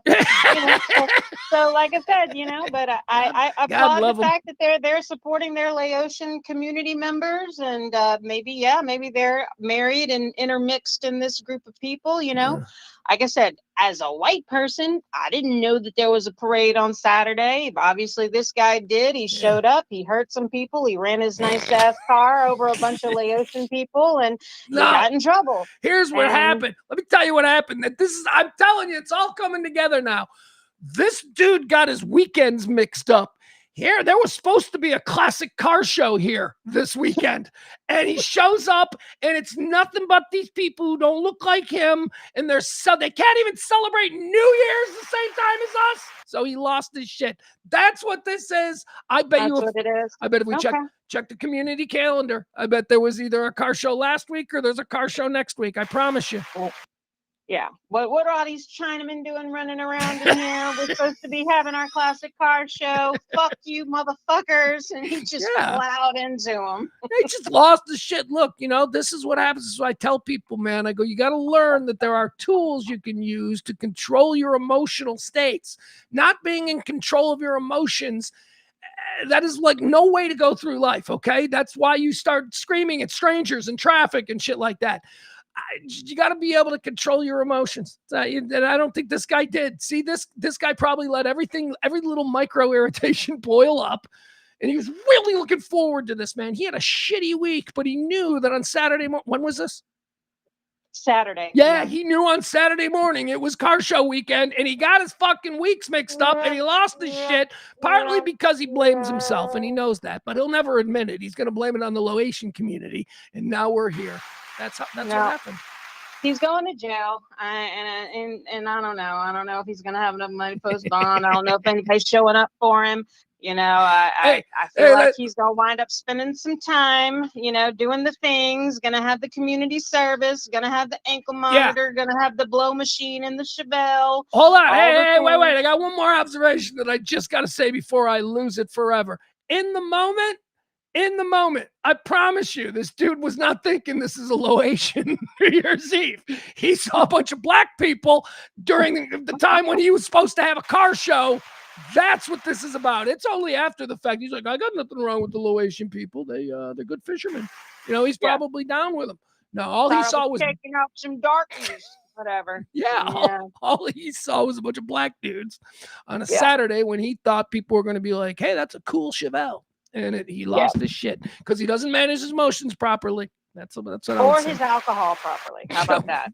Emotions and alcohol problematic.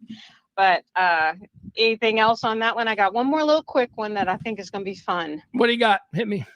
Well, first of all, I wanted to ask you, where we're both about the same age. Are you still the kid that still gets an Easter basket from your mom, even though we're in our 50s? Yeah, it just takes the form of cash. That's Easter Bunny brings cash. Yeah, nice. Yeah, and deposits I get a candy basket from mom still. In fact, I went home and visited my mom over the weekend. She and I took a little trip to the casino, and we went and saw Dancing with the Stars because I'm a good daughter and my mom loves Dancing with the Stars. But I wanted to mention this little story. It happened actually a couple of weeks ago, and I thought it was funny, and I was kind of following it.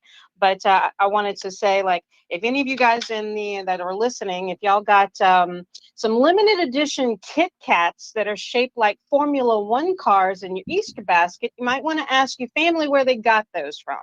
Because a couple weeks ago, there was the largest candy heist in the EU that's ever happened. Did you see that story, Pugs? No, but this is interesting. So a special limited. Okay, keep going. I like the story. Yeah. So there was a huge shipment of these specially shaped Kit Kat bars that look like Formula One racers. They're called Kit Kat F1, and they were leaving Italy headed for Poland. And the shipment got hijacked, and it was it seems like it was a pretty well organized heist. These guys showed up, took over control of the truck. They were dressed as some sort of law enforcement, and then they restrained the driver of the vehicle, threw him off on the side of the road, and drove off with the shipment. You think, who cares about a couple of candy bars? It was 12 tons of Kit Kats, limited edition Kit Kats.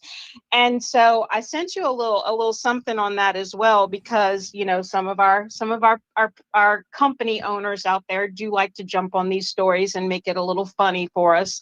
But they have yet to find these Kit Kats, and of course they're thinking that they're going to wind up on the black market or something like that. So if you go to grandma's house, she's got a candy bowl full of Formula One shaped Kit Kat bars. You might Right. want to go check out Grandma's Ah. storage room and see if she's got the shipment there. So But hold on. Where did this get stolen from? Do we know what country? What country did this Italy. heist? Italy. Italy. Oh, please. All right. So here's how we're going to find these Kit Kat bars. I promise you that they are going to show up and they are going to be available. So if they were stolen in Italy, that means they were absolutely stolen by the mafia. The Italian mafia runs Italy, and any kind of heist of this magnitude would first be, if not planned by, at least ordained by the Italian mob. Now, something like this is probably very hot. Interpol all over Europe. They're probably looking into this. So I got to move this shit. Now, this is where the Italian mafia in America comes in handy. They ship all of these damn Kit Kat bars. Absolutely no problem doing that. It's not like they're shipping heroin or whatever like they usually do.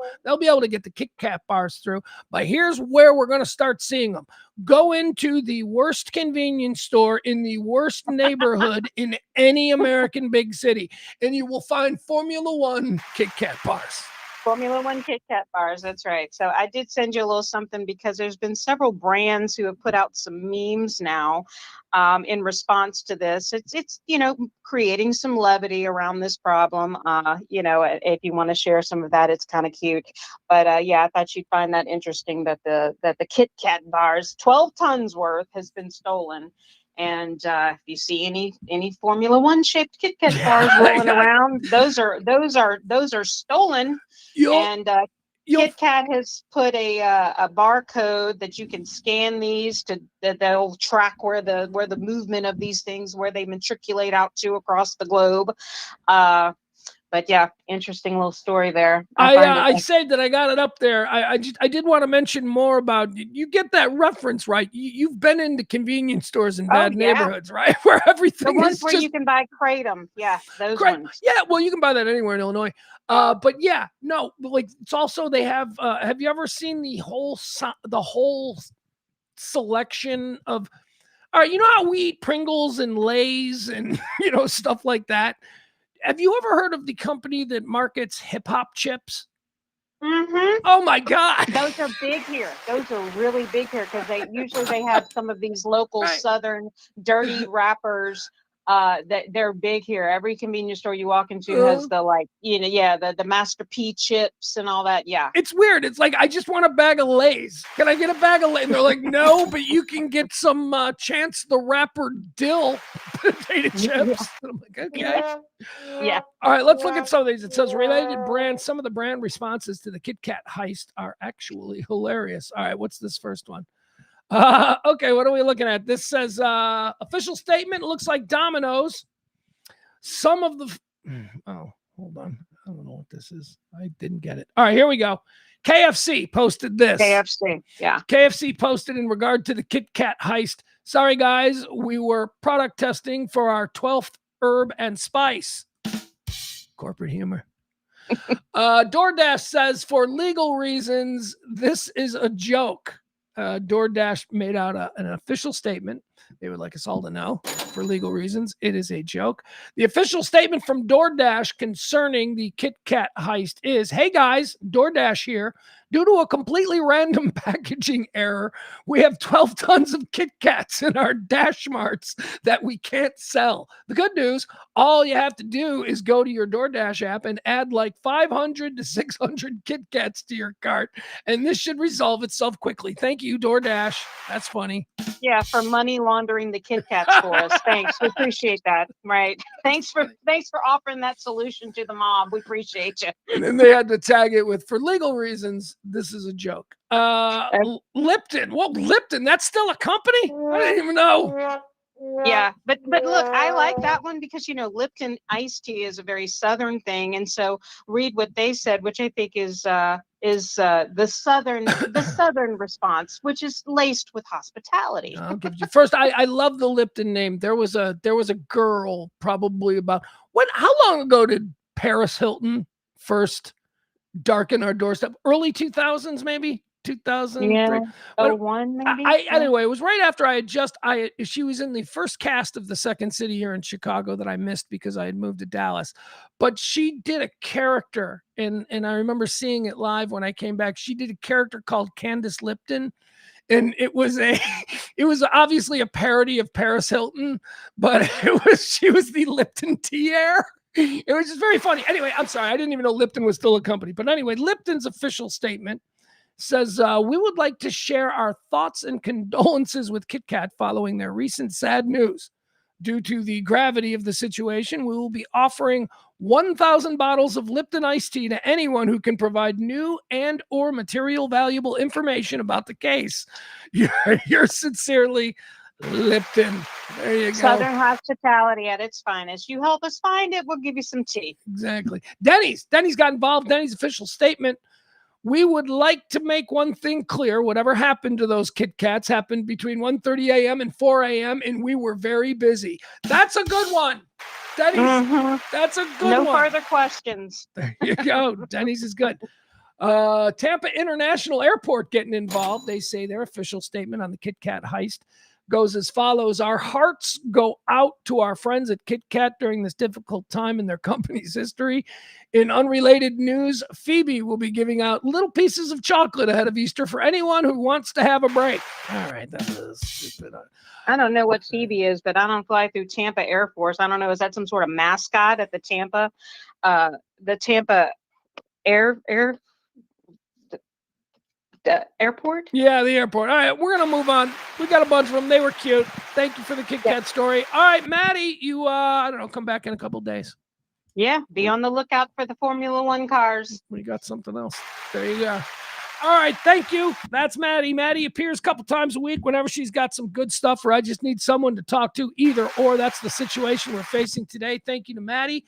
One more time, another thank you goes out to our executive producer of today's show. It is, of course, the incredible, the edible, Leslie C.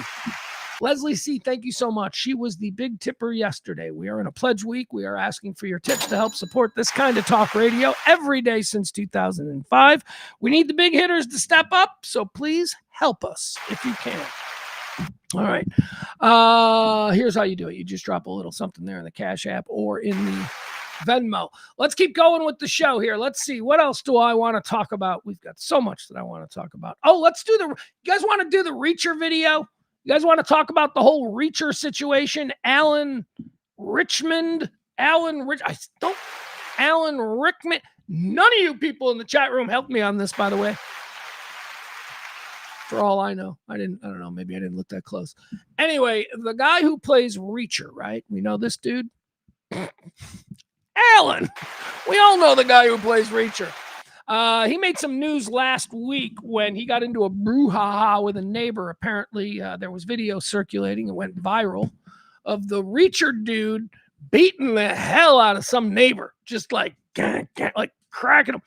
And I was going to do it. I had it all loaded, but then I don't know why I skipped over it. I didn't want to get into it. Maybe it wasn't that interesting. Well, let me tell you, a week later, it has gotten interesting to me because there's now more video that is available. Again, remember the video that went viral is just of Reacher beating the hell out of some guy on a lawn in some beautiful neighborhood. Apparently this happened in Tennessee. What's the guy's name? Hold on. Maybe I should open up the chat room before I yell at the chat room people about not helping me figure out. Look at a nobody. Not a goddamn person in this chat room is willing to help me out with the name of Reacher. I mean, my God, I've given you like 90% of the name, 80% of the name. We know it's Alan. We know it's Rick. Just don't know if it's Rickman. It is. It's Alan Rickman. It is. I feel really good about that. So we're going to move forward. Alan Rickman, the star of Reacher. I bet you he was an underwear model. I mean, I don't know what else he did because Reacher is the only thing I've ever seen him in. Oh, I also saw him in another movie. Like a dumb movie, like a movie that you would expect him to be in. You know, like a movie that John Cena turned down. Because I think that's his lane, man. I think that's what he's doing. I think this Alan Rickman guy is like, there's a lot of work going John Cena's way. What if I was considered like the poor man's John Cena? John Cena without the wrestling cred. Something like that. Anyway, so he lives in Tennessee. He's got a beautiful home in a beautiful neighborhood, bunch of rich people. And if you know anything about rich people, you know they all suck. Neighbors, forget about it. You want good neighbors, you want lifelong friends, move into a working class neighborhood. move into a middle class neighborhood, middle class neighborhood, right? Because once you start getting into the middle upper class and the upper class, you've lost them. Working class. You live in a working class neighborhood, you're going to have awesome neighbors, I promise you. And if you don't, the rest of the neighbors will make sure that person moves. That's just how it works around here. But what do I know? I'm from Chicago. All right, so Richson, Alan Richson. Thank you, Peter. And yeah, I know who Peggy Lipton is. Peggy Lipton is one of the all-timers. But she wasn't one of the Lipton. Her name, she wasn't associated with the Lipton family. Was she? So Peggy Lipton, Rashida Jones, right? We all like Rashida Jones. Rashida Jones's mom is Peggy Lipton. They got Lipton money? I don't think so. I mean, look, I don't go back to Mod Squad with Peggy Lipton, but I remember her from Twin Peaks. So, I mean, I go a little bit back. All right. Whatever. All right, let's move on. Where were we? All right, so we're talking about Reacher. So, again, he got in trouble, or at least went viral. It was humiliating for him. Look, he can't control his shit. He's beating up neighbors. He's the bully in the neighborhood. That was kind of the narrative that was going on around Alan Richson when this fight broke out. But now, as of like yesterday or something, I don't know. I just found it. It seems to be breaking news.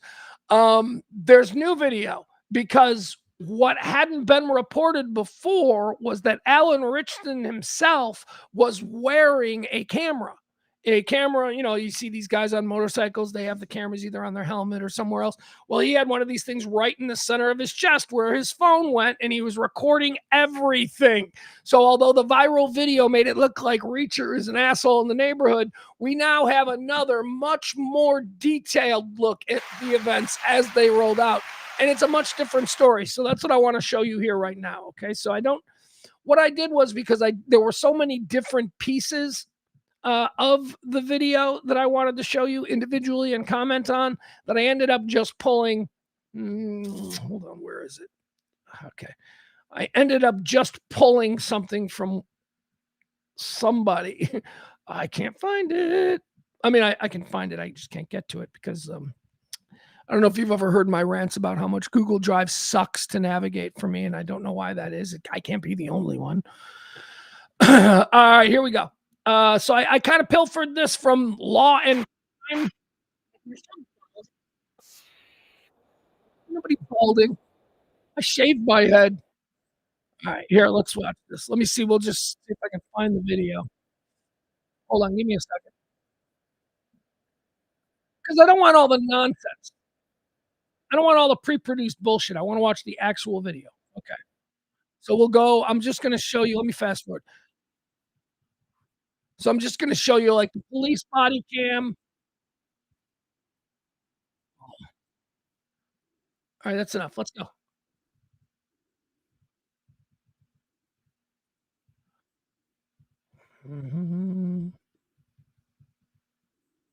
Hold up, guys. All right.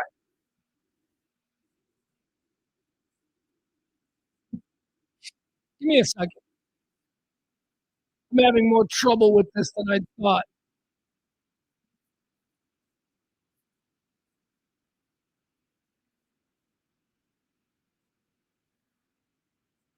All right, so here's what I'm going to show you, okay? So here's the video that went viral, okay? Here we go. All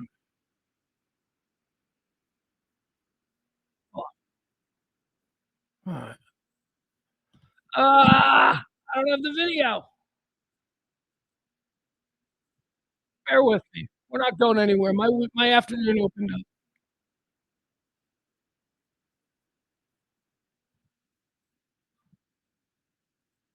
All right, here. Let's do it like this. Okay, sorry. I'm sorry for that delay.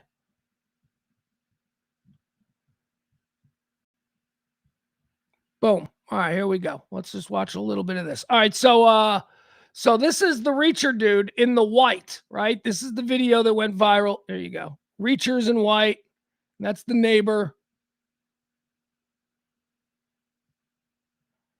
He's getting back. So, I mean, that's here. We'll start from the beginning again. Or that's there's stills and there's some longer video where you see a couple of like, shots, but not like really aggressive, like he was beating the hell out of him. But I guess in a vacuum, it looks like he's beating the hell out of him. But again, this is all we saw. This is all that went viral. Reacher beating the hell out of a neighbor on his front lawn.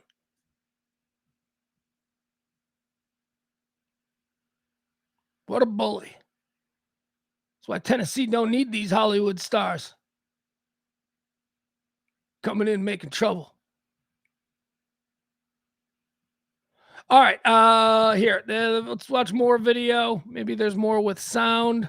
All right, here, let's pick it up from here. This is the police body cam. I wanted to watch this. All right, here we go. Yes. Okay, so you have all that in mind, we go forward. I want to go back to the video. So here's what Taylor told some of the first officers on scene, and based on his comments, it seems he didn't even know who he was apparently squaring off with. In a green Kawasaki, like jazzing the revs, blah, blah, blah, and I was like, dude, come on. Yeah. Like there's kids rolling around all day. We don't need you doing 40, 50 miles an hour, and he flips through the birds. I'm like, yeah, whatever. There we go. So anyway, I rolled my bike out this afternoon to clean it up, and he comes through the neighborhood, full revs with two kids on, I think, e-bikes. He goes up the hill, comes back down. I walk out and stop and say, hey, guy, dude, you got to stop. You got to stop, like, in these neighborhoods. So he fucking entitlement. It's to hear him put it, it's like he's a hooligan going, just racing up and down. Meanwhile, he himself is not even against bikes because he's out there in his driveway washing his own dirt bike. He's washing his own dirt bike. So I don't know, maybe he's gotten yelled at or whatever, and now he sees somebody. I don't know what's going on here. But again, this is all we're hearing from him. We're hearing from him the story of this maniac who, he doesn't know he's a Hollywood actor right now, but he's telling the story of this maniac in the neighborhood. And so me, there's kids around here. So I went down and I stood there and I said, hey, dude, really, stop it, right? So this guy, the neighbor here, is confronting the guy who's just out on his bike. Now, we'll hear more about what he was doing out on his bike, and then we'll also see firsthand exactly how it really played out according to the body-worn camera of the guy on the motorcycle that this man is describing. Brakes hard because I was like trying to stop him. I was like, he falls off his bike, he gets up and he starts wailing. You can see this. He starts wailing on me. He needs medical attention. No, I'm fine. That's all right. So then I like, he gets back on his bike and I'm like, he starts getting like fresh air. Like I push him back. He gets back up off his bike and then like beats the out of me. All right, now this lady here, this is the neighbor. She lives across the street. She's actually got phone video of the fight.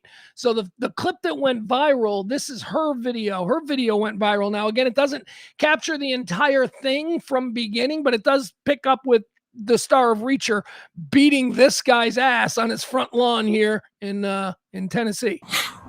Oh my gosh. I saw everything from my window. I didn't push. Look, remember when I was just talking with Maddie about people who are emotionally unstable? This guy is emotionally unstable. He's getting ready to cry during the retelling of this story. This man right now is a slave to his fucking emotions because he never learned how to properly manage them. That's why he's standing in the middle of the road trying to stop Reacher from riding down his block. Reacher lives in this neighborhood. This guy should have been able to control himself, but he couldn't. He went, I'm going to put an end to that. And now he's realizing that, oh my God, I shouldn't have done that. I really overreacted. And so now he's sliding down the emotional water slide. And now he's crying, talking to God. I don't know why I did it. I do these things all the time. It's because you've never been to therapy and you probably have no idea that there's a whole bunch of tools that you can use to stop being such a fucking bitch. All right. Oh my gosh. I saw everything from my window. I didn't push back. He's crashing. But he's like going. And I was like, could you just Stop riding around here like a... Right. There's kids here, man. Kids, man. So you can see. Yeah, I see. That's what. And I'm on the floor wailing on me. I was scared. Like, It's interesting. I think this is his wife. I think this is interesting. No judgment, observation. This is obviously a man from the UK living in Tennessee with a black wife. Isn't that interesting? Was a victim, and all I was doing was trying to clean my bike. No, all he was trying to do was clean his bike. All I was trying to do was clean my bike. Oh, calm the fuck down. Man up. You're talking to a cop about a stupid situation that just occurred. And I know you're making it sound like you were accosted by a big mean neighbor, but we've got video that's coming.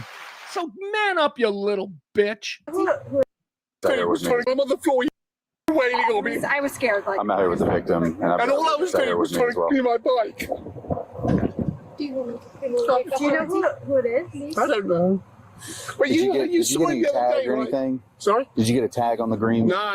It was a green Kawasaki with a big muscly dude. Yeah, he was like huge dude. And You ever seen that show Reacher? This guy looked just like the dude on Reacher. That's how fucking scary this guy was. I pushed him back, and then he fell because he fell over. What was he wearing? I reckon just regular. on video. You do? Yeah, you can see. Okay. You can see. I just Here we rolled go. my bike out. Karen's got video. This is the video that went viral. Sorry, do you want me to wake up my dick and give you some? You son of a... All right, fine. Hertz, fine company. Thank you, Hertz, for helping out and telling me to watch this video. I know he said he didn't want any, but he's got a pretty large abrasion on his head, and it's swollen pretty bad. So let's If I was down on the ground, You man bitch. You man bitch. May I see Fooled that? my money. That's all. You've got money, so you run your mouth. Good. All right, so cop right now is watching the video. Now the video again. Tempo, that's The video the cop is watching now, you have to remember, only begins after the star of Reacher has thrown this clown show on his yard, right? Doesn't have any of the beginning or anything like that, because the neighbor whipped out the phone and went, "Oh, I should be recording this." So obviously she missed some stuff. So the cop doesn't have the full story right now. where the orange dirt bike is at. No, she's. Well, I just I'm so fed up with people riding through our neighborhood at these crazy speeds. Is that how it's? Because I just heard you guys. Well, I heard him. See, here's the problem. I was talking about this earlier. These are all rich people. Let me tell you something. These rich people don't know that Alan Rickman, the star of Reacher, lives right around the corner in that cul-de-sac. They don't know. You know why? Because I told you this before. Rich people hate each other. Their neighbors, they don't talk. They're not friendly. There's no neighborhood scuttlebutt. There's country club scuttlebutt, but those people live in neighborhoods scattered all around the area. They're not necessarily, conveniently located down the block. No! These people hate each other. If they talk to each other like a good working class neighborhood might, everybody would know. Man, we had a baseball player that moved into our neighborhood once. Everybody immediately knew where the baseball player lived. He wasn't even a pro. He was like in the minor league system. But he was there. We all knew. Why? Because we all talk to each other, because we borrow shit from each other. Rich people don't do that. Anyway, let's continue. Revving because I ride motorcycles all the time, so I feel like I know, and I'm very respectful. I'm sorry, officer. No, you're good. Oh, did you catch that? He was preaching in the background about how I ride motorcycles all the time, so I know. I am the motorcycle guy in this neighborhood. Dude has no idea that fucking Reacher lives in the neighborhood. Reacher's the god of whatever the hell Reacher wants to do. Here's what it is. This guy is the English dude in the neighborhood. Oh, I mean, I know they don't talk to each other a lot, but it is kind of cool. He's the English guy. He's interesting. And I told you, he's married to a black woman, very exotic. They're the interesting people in this little cul-de-sac. Not anymore. Everybody just found out that the star of Reacher lives down the block. Nobody gives a shit about you and your funny accent. Speak like an American, like Reacher. All right, let's keep watching. So I am just given the size of that knot on your head, I am going to have fire and EMS just come out. You can refuse. I'd rather them check you out. Yeah, I'd rather you be checked out. Because he laid a couple of. I didn't try to hit him back. I did push him. Enough is enough because he hit me. Oh, big sacrifice. You didn't try to hit him back, not because you were trying to not be a part of the problem. You didn't try to hit him back because that dude's big. We're going to go to his house in a minute. Once, I was like, and then he, like, when I went to the ground, he, like, rolled onto me and, like, laid in front of these two kids, which I find disturbing, to be honest. And I can tell you opposite. All right, now that's the first bit that we've heard from about a little more context. Did you catch what he said right there at the end? He said, and he laid into me pretty proper in front of his two kids. And it's the first time we've heard this. Yeah, the Star Reacher wasn't just out hot dogging, being an ass. He was out riding with his two sons, who appear to be like 9 and 11 or something, and they're on little motorized e-bikes or whatever they're on. So okay, so now we're getting a little bit more, right? Because didn't you want to think it was the Hollywood liberal out there on drugs, acting like a fool, doing some Robert Downey Jr. nonsense, beating up a good God-fearing Tennessean? Because it ain't that. It's starting to turn into something different. The viral video made it look like it. This is why we don't need Hollywood movie. I did push him once. Well, I mean, it looked like it was after he had already struck you. Yeah, I did push him away and then when I pushed him away, his bike fell over, I think. I'm not sure if you have it on camera or not. But there'll be cameras there. And then when he did that, he just, like, wailed on me. And when I went to the ground, he just beat out of me, which is why I went into it. Like, he's real confident right now. He's like, there's cameras there. Dude, let me tell you, you don't want the cameras. You don't want the full story. Right now, you're cooking. Right now, you only got the one video that neighbor Karen provided. You don't need to have these cops looking at, Ring doorbells and shit, because... He's a big dude. I wasn't interested in that. He's like, have you had a drink? Have you drink? I said, yeah, I had a drink while I'm watching the soccer today in my house. Right. And I bring my bike out, and you can see I was bringing my bike out to clean it. He comes around the corner with... He probably likes English soccer, so he's got to wake up on like Saturday, Sunday mornings at like 4 a.m. in order to watch these things. It's probably like 10 o'clock in the morning, on a Sunday or a Saturday. He woke up early to watch his soccer. He's been drunk since 5:30 a.m. Now he's sobering up. It's just it's unnecessary. And you go enjoy yourself with your bike, but don't ride around at unnecessary speeds, especially with two kids with you and two kids with him. So in front of the two kids, he literally kicked the out of me, and I wasn't going to fight back. Right. But he did his work on me, and I was going to fight back, but he kicked my ass. Okay, that's all right. I was going to try to win, but they were way better than me. All right. I absolutely want to press charges for sure. Okay. All right. I wouldn't normally, but the fact press charges on. But he did his work on me, and I absolutely want to press charges for sure. Okay. All right, interesting. Let's stick with this because this clown show wants to press charges. Yeah, I want to press charges. I'm going to press charges. As long as we stick with that video and that video alone, then I'm going to press charges. So we'll see. All right. I wouldn't normally, but the fact that he went once and twice, I just don't think it's. You got humiliated in front of your woman. It's unnecessary. How are you? Yeah, how you doing? Better days. All right, nobody cares about this guy. You're fine. And then maybe to the house there that may have caught it, and hopefully we can at least get something. So is it the dad? Yeah, big dude.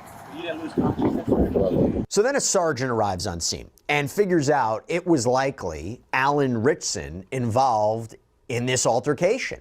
And the sergeant is able to get him on the phone first. Take a listen. Hello. Hey, is this Alan? Yes, it is. Hey, Alan, this is Sergeant Townsend with the Brentwood Police Department. Hey, so I'm down the street from your house. I understand there was an altercation that occurred on the other side of the neighborhood. I'd like for you to come out and talk to me. Yes, there was. Okay, can you come out and talk to me about that? Yeah, I'm the only caretaker right now with my kids. I got 3 kids inside, so if you guys are close enough, I can come out. Okay, yeah. I'll just meet you on your front porch. All right, here we go. We're gonna get Reacher's gonna get involved here. We're gonna hear his side of the story.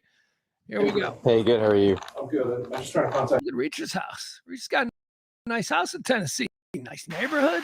These are all like, $2-3 million. There's a lot of house in Tennessee for that amount of money. Oh, you're good. Probably a golf course involved somewhere. I think you remember Officer Smith from yesterday. Oh yeah. Yeah. It's been a weird 2 days. And it's been different. So all we want to do is talk about what happened over there. Okay, All right, no idea what yesterday's about. I don't know. Maybe he did some kind of fundraiser or he appeared at some event or something. And now I don't know what it is. I don't know. There is absolutely no indication that he was, had run afoul of the law the day prior. But remember, nobody knew that he was there except for the sergeant. He's like, oh, that might be Richmond because he's now in the neighborhood. I don't know if you know, he was at that fireman's thing last night.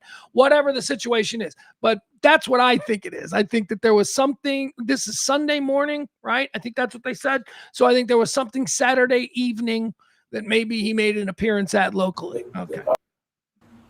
So all we want to do is talk about what happened over there. Okay, obviously my life is a very high stakes one. Sure.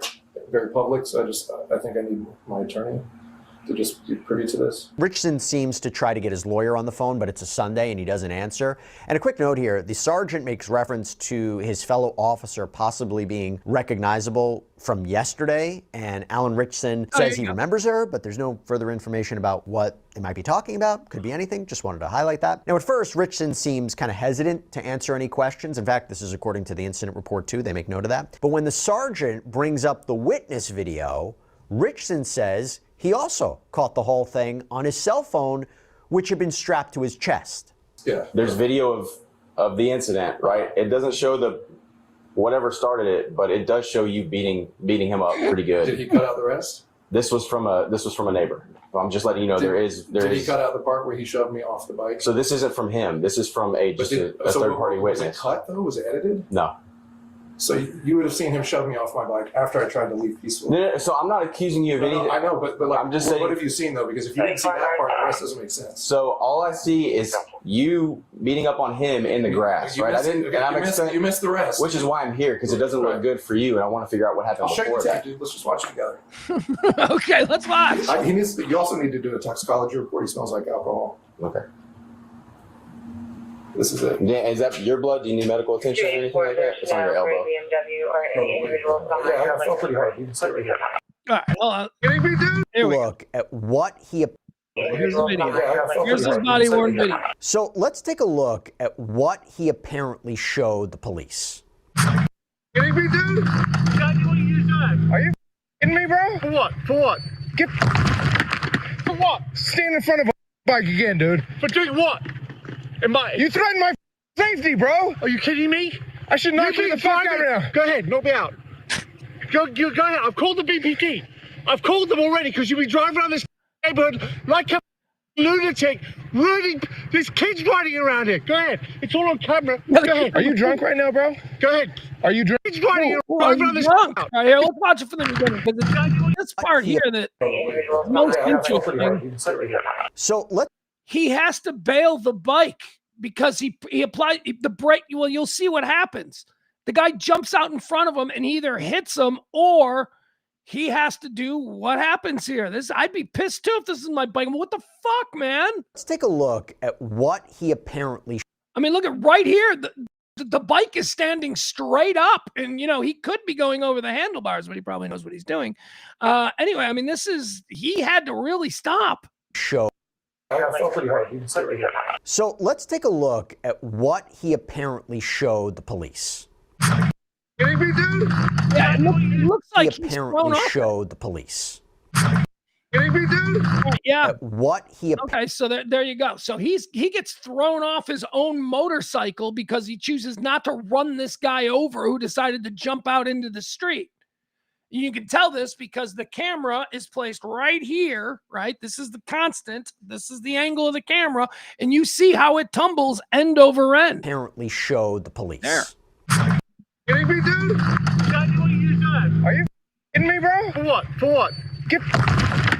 For what? Stand in front of a bike again, dude. Get out of the road. You threatened my safety, bro. Are you kidding me? I should knock you the fuck out right now. Go ahead, knock me out. Go ahead. I've called the BPD. I've called them already because you've been driving around this neighborhood like a lunatic. Ruining, there's kids riding around here. Go ahead. It's all on camera. Go ahead. Are you drunk right now, bro? Go ahead. Are you drinking? Go ahead. Call the police. Out of your mind, dude. Call the police. You're lucky I don't knock you out, bro. Go ahead. He's leaving. He's leaving. He's being calm. The other guy is obviously emotionally out of control right now. So this dude, he's going, shit. Oh, I want to fucking kill this guy, but I can't because I'm on Reacher. So he's leaving. Yeah. Go ahead. I called the police. Like, unbelievable, dude. They blurred I out. called the police. It's on camera. You're riding around here like a lunatic. I should have run you over, dude. You did. You did. I'm in my house, taking my bike. You're driving around like a lunatic. Call the police. Back on the bike. I'm going to leave now because you're. Go ahead, leave. Drive around the neighborhood because you're driving around like a lunatic. And you what? I'm going to put an assault charge on you. I'm going to put an assault charge on you. All right, let's go, kids. Sorry, weekend with Dad's getting weird. These kids, you're not. Okay, go ahead. He will not let him leave. Dude, no. You. Go ahead.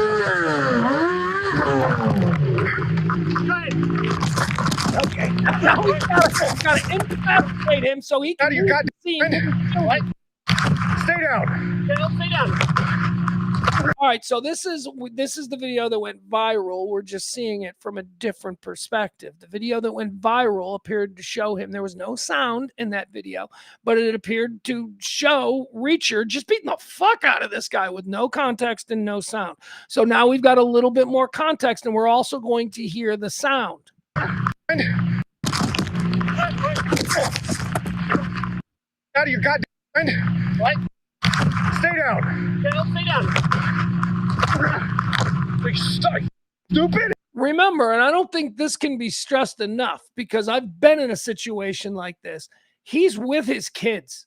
All he is trying to do right now is get the hell out of there because of the kids. It's not time to be an alpha male. It's not time. And this dude would not let him leave.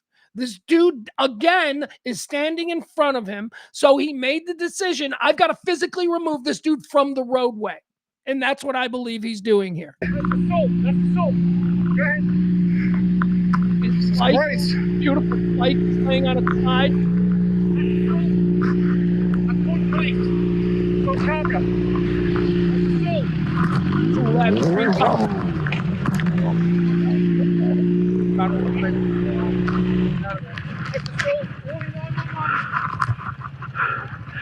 Assault battery. You're some idiot. By the way, I also really want to point this out. Those boys are amazing. Look at those boys. Those boys are amazing. They're not little white trash hillbilly boy going, hey, daddy, turn them up. You don't talk to my daddy that way. These children were apparently raised properly, and they know that when grown-ups are doing things the grown-ups aren't supposed to do, kids need to keep their fucking mouth shut and dial in. And that's what these kids look like they're doing. They are dialing in. They're getting ready to follow and do whatever their father wants. They've all recognized that this is an unhinged dude. This is a problem in the neighborhood that didn't need to happen. And now they just need to extricate themselves from the situation. These kids are amazing. These kids are great. Camera. You're assaulting me is all on camera.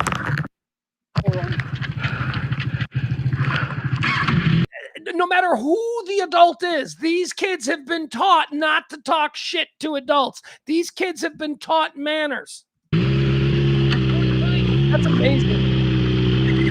Now we're gonna let him leave. So remember, the cop is at his doorstep blocking it. I'm looking at this. So there's going to be a report taken for this, obviously. I mean, you're welcome to call your attorney. I'll give you the incident number so you have that. 250.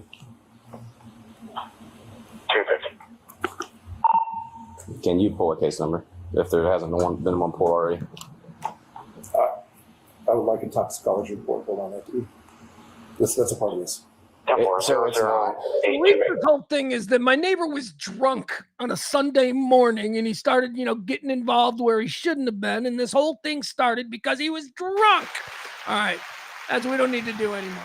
Anyway, I'm going to tell you how this all wrapped up, because remember, I told you to put a pin in the fact that the neighbor guy was like, I want press charges.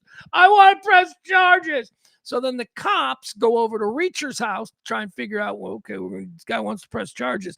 And then Reacher goes, oh, I got video. And the cops look at the video and the cops decide, yeah, we're not going to be pressing any.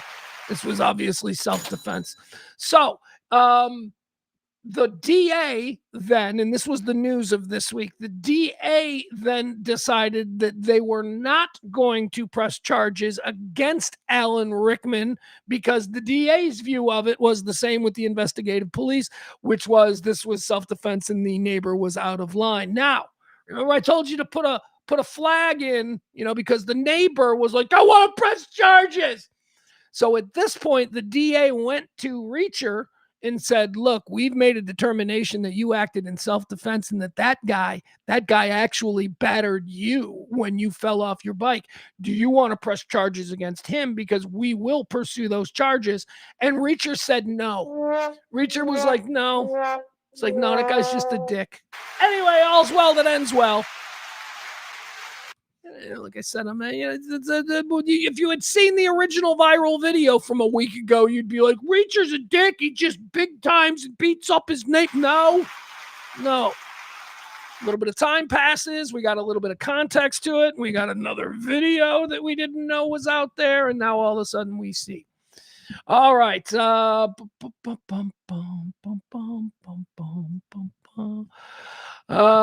else do we have? War Machine. What is War Machine? I just saw War Machine. I don't know what War Machine is. Do I want to do? Oh man, we're gonna save that story. You guys, we're gonna save that story. We're gonna save two stories. Okay? Because I got other things I want to talk about.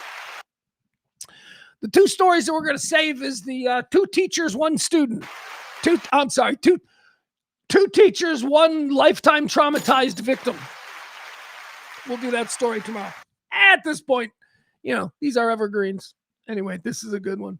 And it concerns a celebrity. Like one of the teachers is related to a celebrity. Maybe you just have to tune in tomorrow to find out what that's all about. Guys, you know what? I need to take another quick break. I am so sorry. The reason that I'm like skipping over stories is because I'm like, oh my God, I got to go to the bathroom. I got to go to the bathroom again. I apologize. Give me a quick break. Let me go take a bathroom and then I'll, probably still going to skip over a couple of stories because I got a lot of stories. But let me come back and just, with a fresh bladder.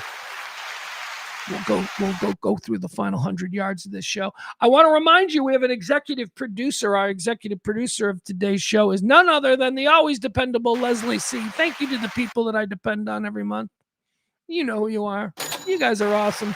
Thank you so much to Leslie C. If you want a tip, if you want to be the big tipper of the day, that makes you the executive producer tomorrow. All you got to do is drop a little something right there in the Venmo or the Cash App. I need a quick break. We're going to be back right after this, so please bear with me.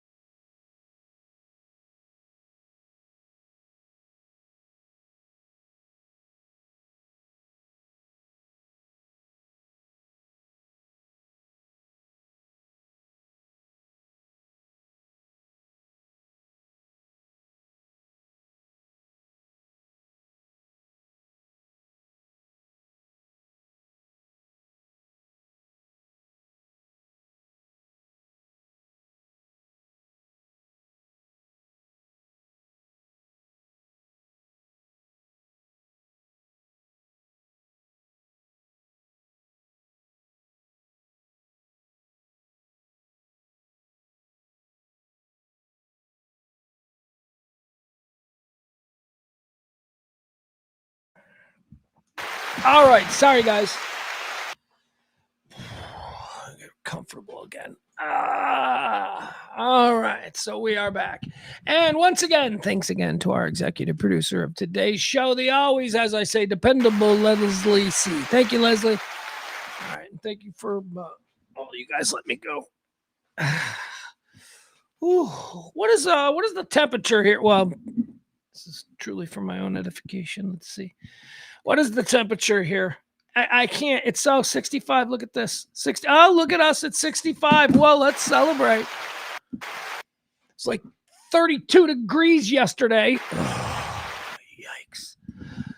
All right. Let's see. What do we want to get into here?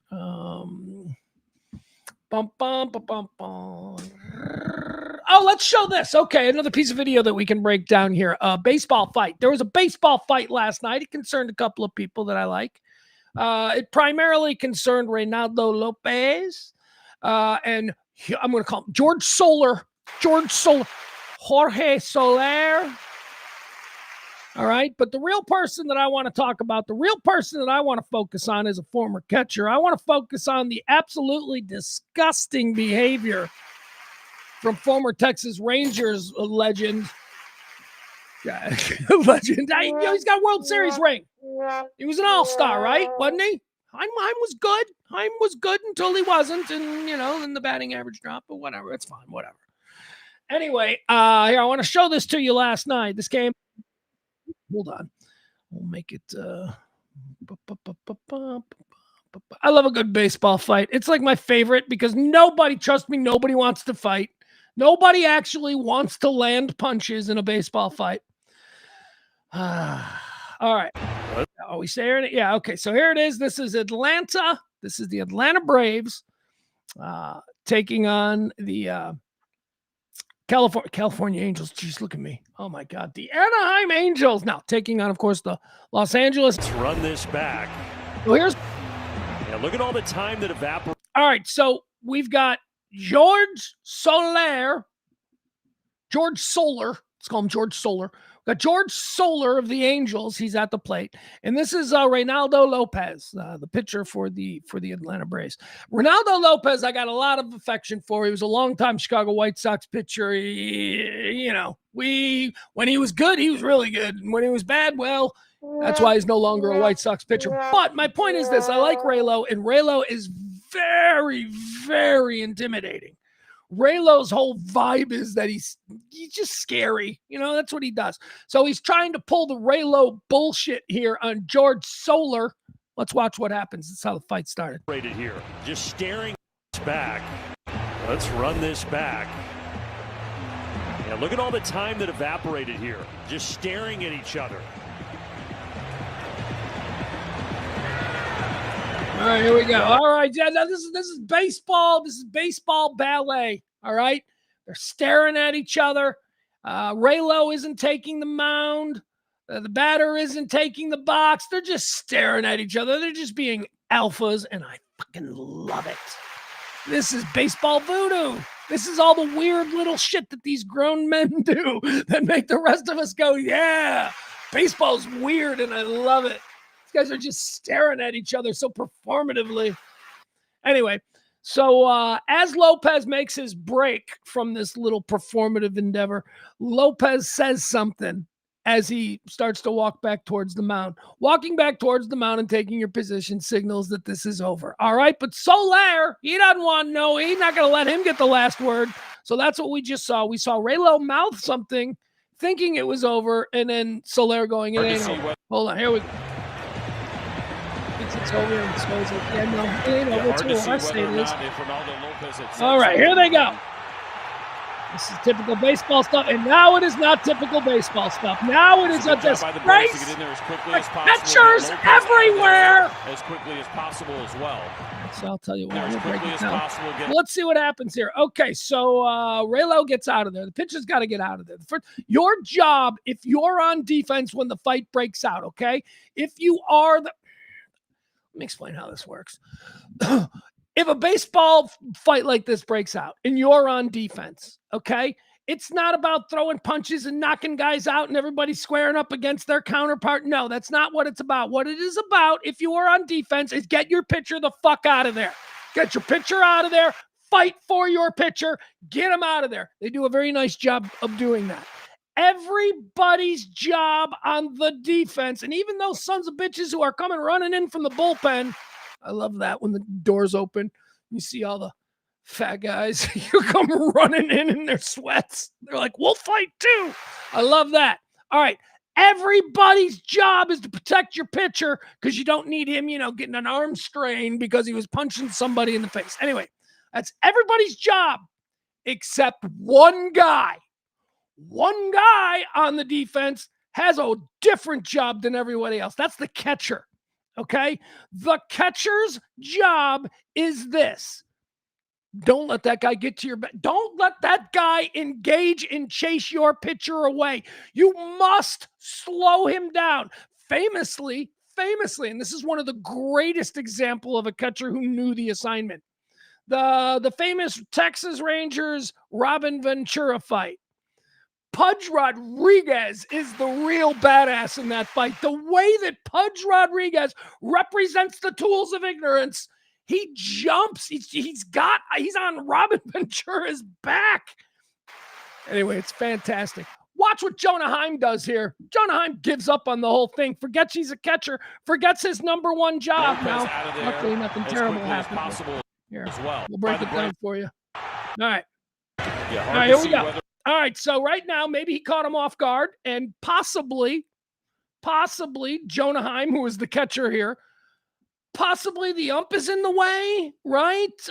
Maybe this is just a weird moment in time where any normal catcher would use this opportunity to get close enough to the charging batter so that just before the charging batter lands, the catcher can swoop him from behind. Maybe that's the problem, because now that I'm looking at it, that looks like that might be the problem. Jonah Heim, in order to do the catcher's job here, would have had to have plowed right over the umpire, who is in between him and the charging batter. But anyway, you can make up for it. Does he? No, he most certainly doesn't. Let's watch the disgraceful Jonah Heim. And first of all, he's like barely running. Well, that's okay, because nobody wants to really fight in baseball anyway. All right, so right now what Jonah Heim's job is to make sure that none of these two arms, and look at these are formidable arms. His job is to make sure that neither of those two arms go anywhere near his catcher or his pitcher. So he's got to wrap him up from behind. Let's see if how's that? There you go. He's not, that's terrible. And here he is. This is awful. This is the worst. Why was he such a pussy trying to wrap him up? Did you notice him hesitate? You know who never hesitated? Pudge Rodriguez. Pudge Rodriguez jumped on Robin Ventura's back like a monkey. It was like, you are not going to hurt my pitcher. Jonah Heim. Jonah Heim doesn't even want to be here. How long's he been here? What is it, like 10 games in? I think. I don't know. Anyway, let's watch. Said something. All right, so right here. All right, so now out of the way. Right here, he needs to get on this guy. That's why this guy's coming in. This guy's coming out. Look, now he's got him totally half-assed. He should be tackling him. And look at that. He slipped right through. And now this is terrible. This is embarrassing behavior. Good job by the Braves to get in there as quickly as possible, get Lopez out of there as quickly as possible as well. Trout doing good work. Trout's keeping the other team's pitcher out of the fray. That's not really Trout's job, but thanks. Appreciate it, Trouty. Trout does a nice job of stepping in. Yeah, he said something. So that's what you had. You had a long stare that Ronaldo Lopez. All right, so look at this hesitant grab. He's leaning back like he's gonna go no, like he's gonna pull him. You can't do that. He's got to be on his back. He's got to stop his arms from throwing at the pitcher that you need maybe another couple innings out of. Although probably not going to get it after this. People are getting thrown out.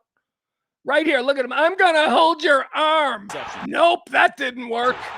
Now look, everybody gets in. He's like, hey, guys, come on. I got to get in there. Guys. Terrible. You ever see a baseball fight and when it's over and they pull everybody off the bottom, if the catcher ain't one of the last two people up, that catcher sucks. what I say. That's how you play baseball. Seriously, I love Jonah Heim. And I watched the video. You know, everybody's talking about, did you see the baseball fight? And they're like, yeah, man, did you see Ray Lowe staring him down? Ray Lowe being a dick again? And then, so I watch it, and I'm like, you know what? I don't have any problems with Ray Lowe or any of that stuff. I got a problem with Jonah Heim. If you don the tools of ignorance, you must be prepared to act accordingly. All right. I love baseball. I'm having so much fun this baseball season. My team sucks. That's okay. My team was expected to suck, but I am happy to be re-embracing baseball this year in a way that I really hadn't for the last couple of years. But here we are. Let's see how that works out. Here, you want to watch a video of a guy who eats a 5-pound gummy bear? Let's do that. That'll be fun, right?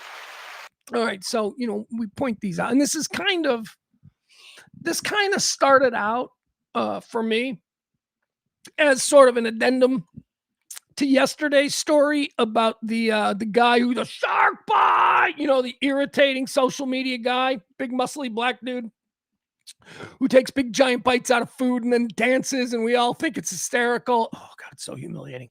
All right, so this is kind of like in that, or at least it was intended to be like that, because I saw this guy and I'm like, oh, here we go. Here's another one. Here's a guy who's going to try and eat a 5-pound gummy bear, a giant gummy bear. Weed. It's pot. It's like 5 pounds of pot. He's like going to try and eat whatever.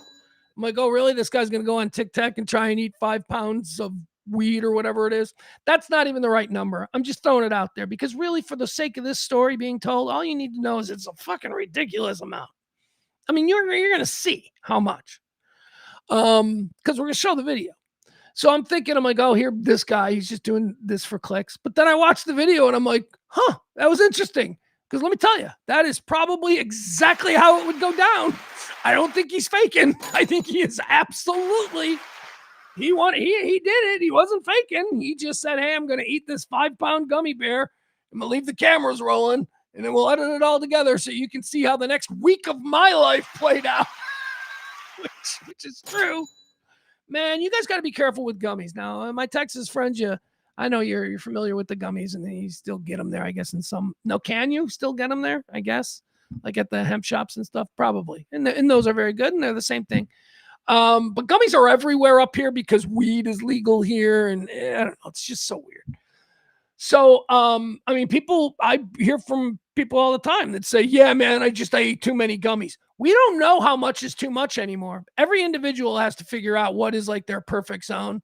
Because if you do take too much, if you eat too many gummies or just go like 10 milligrams too much, man, you're going to have like a really shitty 3 bad hours on the back end. Like the last 3 hours are just going to be like, can this be done? I mean, I have eaten so many gummies or poorly managed the amount that it has been like days. Like 3 days later, I'm like, I'm still a little high.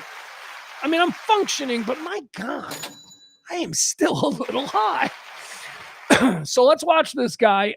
Again, this started out as me wanting to hate him, but I don't hate him because I actually, as it turns out, I kind of respect him. He's because he did. I believe that he did this authentically. Comes off as a bit of a clown at the very beginning, but that's okay because you can't act if you've got like 50 billion milligrams of THC running through your body. Here is the beautiful thing, though: you can't OD from it.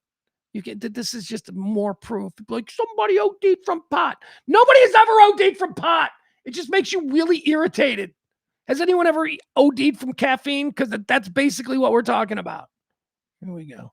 I say, man, you want to eat the world's strongest gummy bear?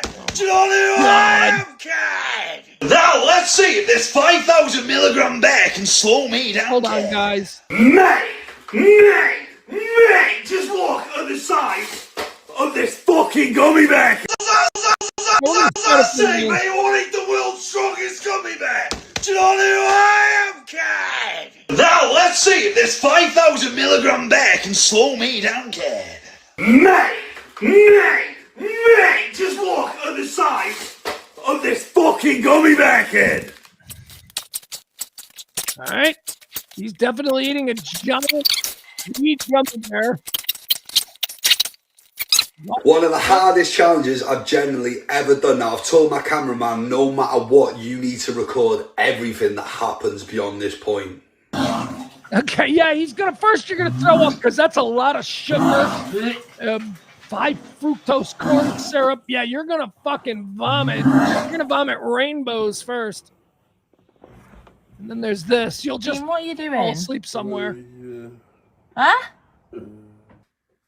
And then when you get up from there, you're just gonna do this now for like 12 hours.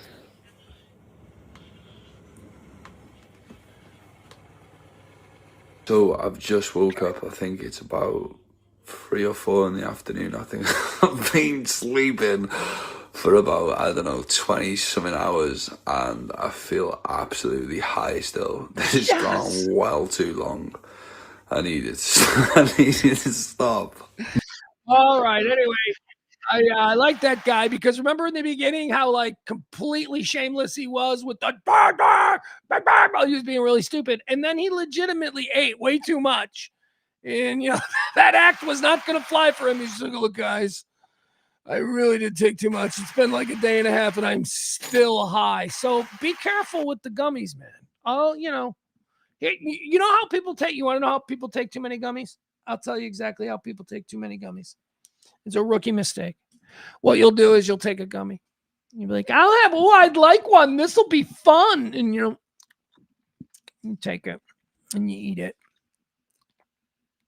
And then because maybe you've never done it before, because of that, you're like, now the minute you eat it, now you're like, okay, come on. I want to feel it. You're like really tuned into feeling it. And then you don't feel anything, which is weird because you actually are feeling something. The idea that you got so tuned into it is probably a direct byproduct of the fact that you're a little high. You're really dialed in. Anyway, and you start saying shit like after 5-10 minutes, I don't feel it. I need more. And then you eat more. And then you have maybe 2 more. Give me 2 more because I'm not feeling anything at all. So now you've taken 3 times the recommended dosage because, with most people, I think it takes a good 25 to 30 minutes for the first dose to kick in. And now 3 doses are kicking in and people are fucking high as a kite and they're like, I don't take gummies. Because if you learn the exact right amount, oh my God, it's fantastic. So I don't know why anyone would ever take like Valium anymore or why anyone would ever take Prozac or anything like that. Just take a little, just understand the amount that works for you. Don't get too high where you're like that guy and you sleep for 20 hours. I called my kid. This is a kid story. I called my kid about a year ago or something. He had spent the weekend with me, and he had spent the entire weekend in bed on his phone with his headphones. And he tried to say, I don't know, it was like, oh, I just tired. It was a rough week. That's what it was. It was a rough week of football and blah, blah, blah. And we didn't have any fun that weekend. Because he just, stayed in bed. We watched movies. We laid in bed and he would fall asleep like 5 minutes into the movie. And I'm like, holy shit, you've slept for like 20 hours. You've only been here 26. So he goes home and then I go to my little stash place and I see that all my gummy bears are gone. And I realize this little fucker ate all my gummy bears. He probably ate them on Friday night and was like super high all weekend. That's why I was sleeping all weekend. Oh, I was so mad. And what can I do? He's a straight A student. What can I do? He's a straight A student. He's a nice kid. He doesn't get in any trouble. He's got a job. He's got a great job. Yeah, he went and got a job. He's working at a fast food restaurant. Good for him. Because our kids are going to work. Ironic, right? Coming from me. Jesus. I'm going to shut up. Let's see. We did the 5K. Oh, here's another video I wanted to show you. Okay, so this is a great video. This is a cool one. We're going to end the show on this. This is something that apparently is happening in LA. I don't know. I guess you might be able to go, Pugs, this is religious persecution. And I'm like, is it? Because it's about Scientology. Can we be mean to Scientologists? Come on. Can we be weird with Scientology? They're weird. Can we be weird with them and not have to like adhere to the same rules of, not making fun of Jews, not making fun of Islam, not making fun of Jesus and Christians, not making fun of Catholics. Because, there's certain rules we have to be. Do we have to adhere to those rules when it comes to Scientology? I don't think so. Anyway, this is the greatest thing. So you know how secretive Scientology is, right? And you know how the Scientology building there in Los Angeles has become a bit of a tourist attraction. But of course, because of obvious reasons, you know, they've got real intense security there at the, what's it called? The Scientology, whatever it is. It's like the big flagship thing. All right, now, I don't like a lot of the things that people do for clicks online, and, you know, we document my objection to a lot of it here every day at noon on the Rant, but sometimes people do things that I'm like, yeah, I support that. So there's a new trend in Los Angeles. It's called, let's see, what is it called? There is a name for it. I want to make sure I get the name right. Oh, okay, that's it. Okay, so it's called a Scientology run. Okay, a Scientology run. There are kids. This has got to be a kid thing. This is a cool kid thing. This is a cool kid thing. My kid doesn't get in trouble if he gets busted doing this. I'm like, fucking, I'm so proud that I have a cool kid. So it's called a Scientology run. Here's the goal. Because of the strict security there on the campus at Scientology, young people in Los Angeles are filming themselves to see how far inside the building they can get, evading security and having security chase them like it's a movie. It's great. It's called the Scientology run, and I believe we've got one here that they're calling the record, the furthest that anyone has gotten, but they are worried. Scientology has issued a statement that they will now be prosecuting as threats. And this is why I asked the question about religious persecution, because Scientology is also threatening that if this continues and becomes a bigger thing because it's taking off a little bit, that they will be filing or looking into filing charges against the next one they cut for hate crimes. Hate crimes. This is a fun hate crime, though. They're not hurting anybody. All right, here, let me...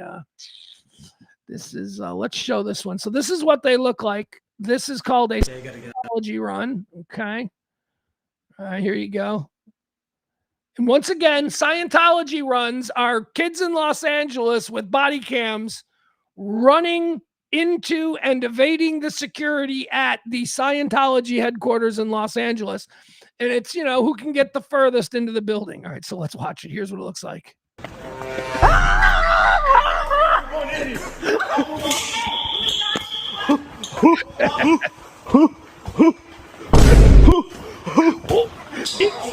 He's gone.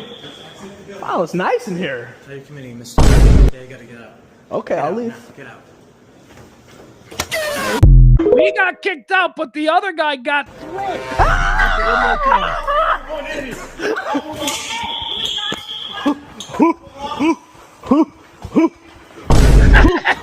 These kids are awesome. Wow, it's nice in here. Tell your committee, Mr. Yeah, you gotta get out. All right, you're committing a misdemeanor. You got to get out. Okay, I'll leave. Okay, I'll leave. It's just fun. We just think it's funny that you guys freak out whenever we want to look around. All right, there you have it. There you go. Not all the kids are bad. Some of them are getting into some real fun stuff. I'm watching it again. Sorry. Scientology run. All right, guys, thank you so much. That's going to do it for today's show. We'll come back tomorrow at noon. We'll do more hot topics, current events, lifestyle things, whatever it is that's happening. We'll try and cover it here. Thank you one more time to our executive producer today. She is Leslie C. Thanks so much. Appreciate you. You're the best. You're the best. Also, who's going to be tomorrow's executive producer? I don't know. We are in the middle of, Pledge week, so we do need a little bit help out the show if you can. Okay, all right, we'll do a show tomorrow. We'll do a show on Friday, and I'm gonna actually. It looks pretty nice out there today. It's been shitty here in the Chicago area. It's been cold, and especially the last like 3 or 4 days, it's been stupid cold, like 30s and 40s still. So look at this. We got some sun. It looks like it's 65. All right. What am I gonna do tonight? What am I watching? All right. So what am I watching? I watched something. I just realized. Okay, so I watched something last night by pure accident that I really enjoyed. And it is a movie that I can recommend. I really enjoyed this movie. I had never heard of it. Do you ever have these situations where you just, for some reason, find yourself going click, click, click, click, click, click, click. Wait, what? What is this? And then you look at the year and it's like 2024. I'm like, 2024? Was this like in movie theaters? Was this how come I've never seen this before? Anyway, it's a movie called Riff Raff. Riff Raff. Have you ever heard of Riff Raff? Riff Raff stars Ed Harris, Gabrielle Union, Bill Murray, Pete Davidson. Who am I missing? I don't know. It's a really good movie. It's called Riff Raff. Bill Murray and Pete Davidson play two gangsters who are going up to rural Maine to murder the entire family of Ed Harris, who Ed Harris is a retired gangster, and his family is all there for the holiday weekend. And recently, Ed Harris's son, who is up there for the holiday weekend, Ed Harris's son recently killed Bill Murray's son. So Bill Murray and Pete Davidson are driving up to this remote rural mansion in Maine where a retired gangster played by Ed Harris is living with his new family, and his old family is staying there. And I had never heard of this movie before. Riff Raff. It was very good, very entertaining, very entertaining. So there you go. I just gave you a movie. You know why I watched it? Because I was just in a mood. I'm like, I've retackled.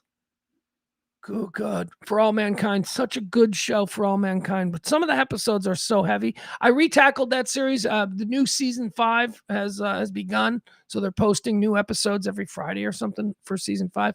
So I decided I would go back and rewatch season 1, season 2, and by the time I'm all caught up, all of season 5 will be there, and then I will be all caught up.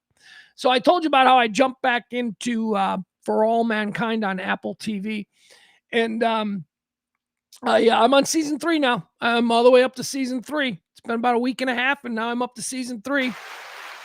And last night, I'm ripping through season 3, and it's pretty heavy in some parts, and it's very, you got to think about, what are the ramifications of that decision? It's one of those kinds of shows. It's a thinker show. So I'm like, I need a movie. I just need to watch something. So my first choice was I went over and I started to watch that new Clive Hemsworth. I don't know. He's the guy who plays not Captain Marvel, Thor. Whoever the guy who plays Thor is. Richard Hemsworth. I don't know which one it is. There's a bunch of Hemsworth.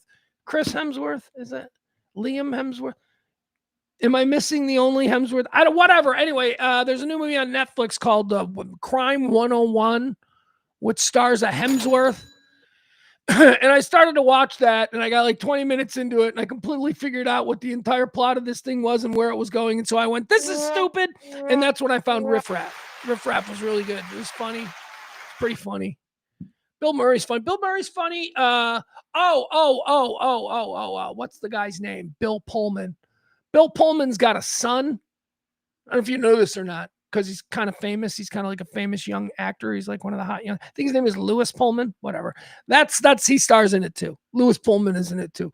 Lewis Pullman plays Ed Harris's son, who is still in the mafia, who killed Bill Murray's son a couple hours before the movie starts. Okay. Anyway, that's all you need to know. It's called Riff Raff. It's good. What else? Baseball. Yeah, there's baseball going on right now. I missed my baseball game today. That's it, guys. I'm trying to spend as much time with you as I possibly can. Reminder that it is Pledge Week. Do what you can. We'll see you back here tomorrow at noon. I'm Pugs Moran. These are the Kelly Moore Memorial Studios, and hopefully you're getting us on Radio Misfits, radiomisfits.com.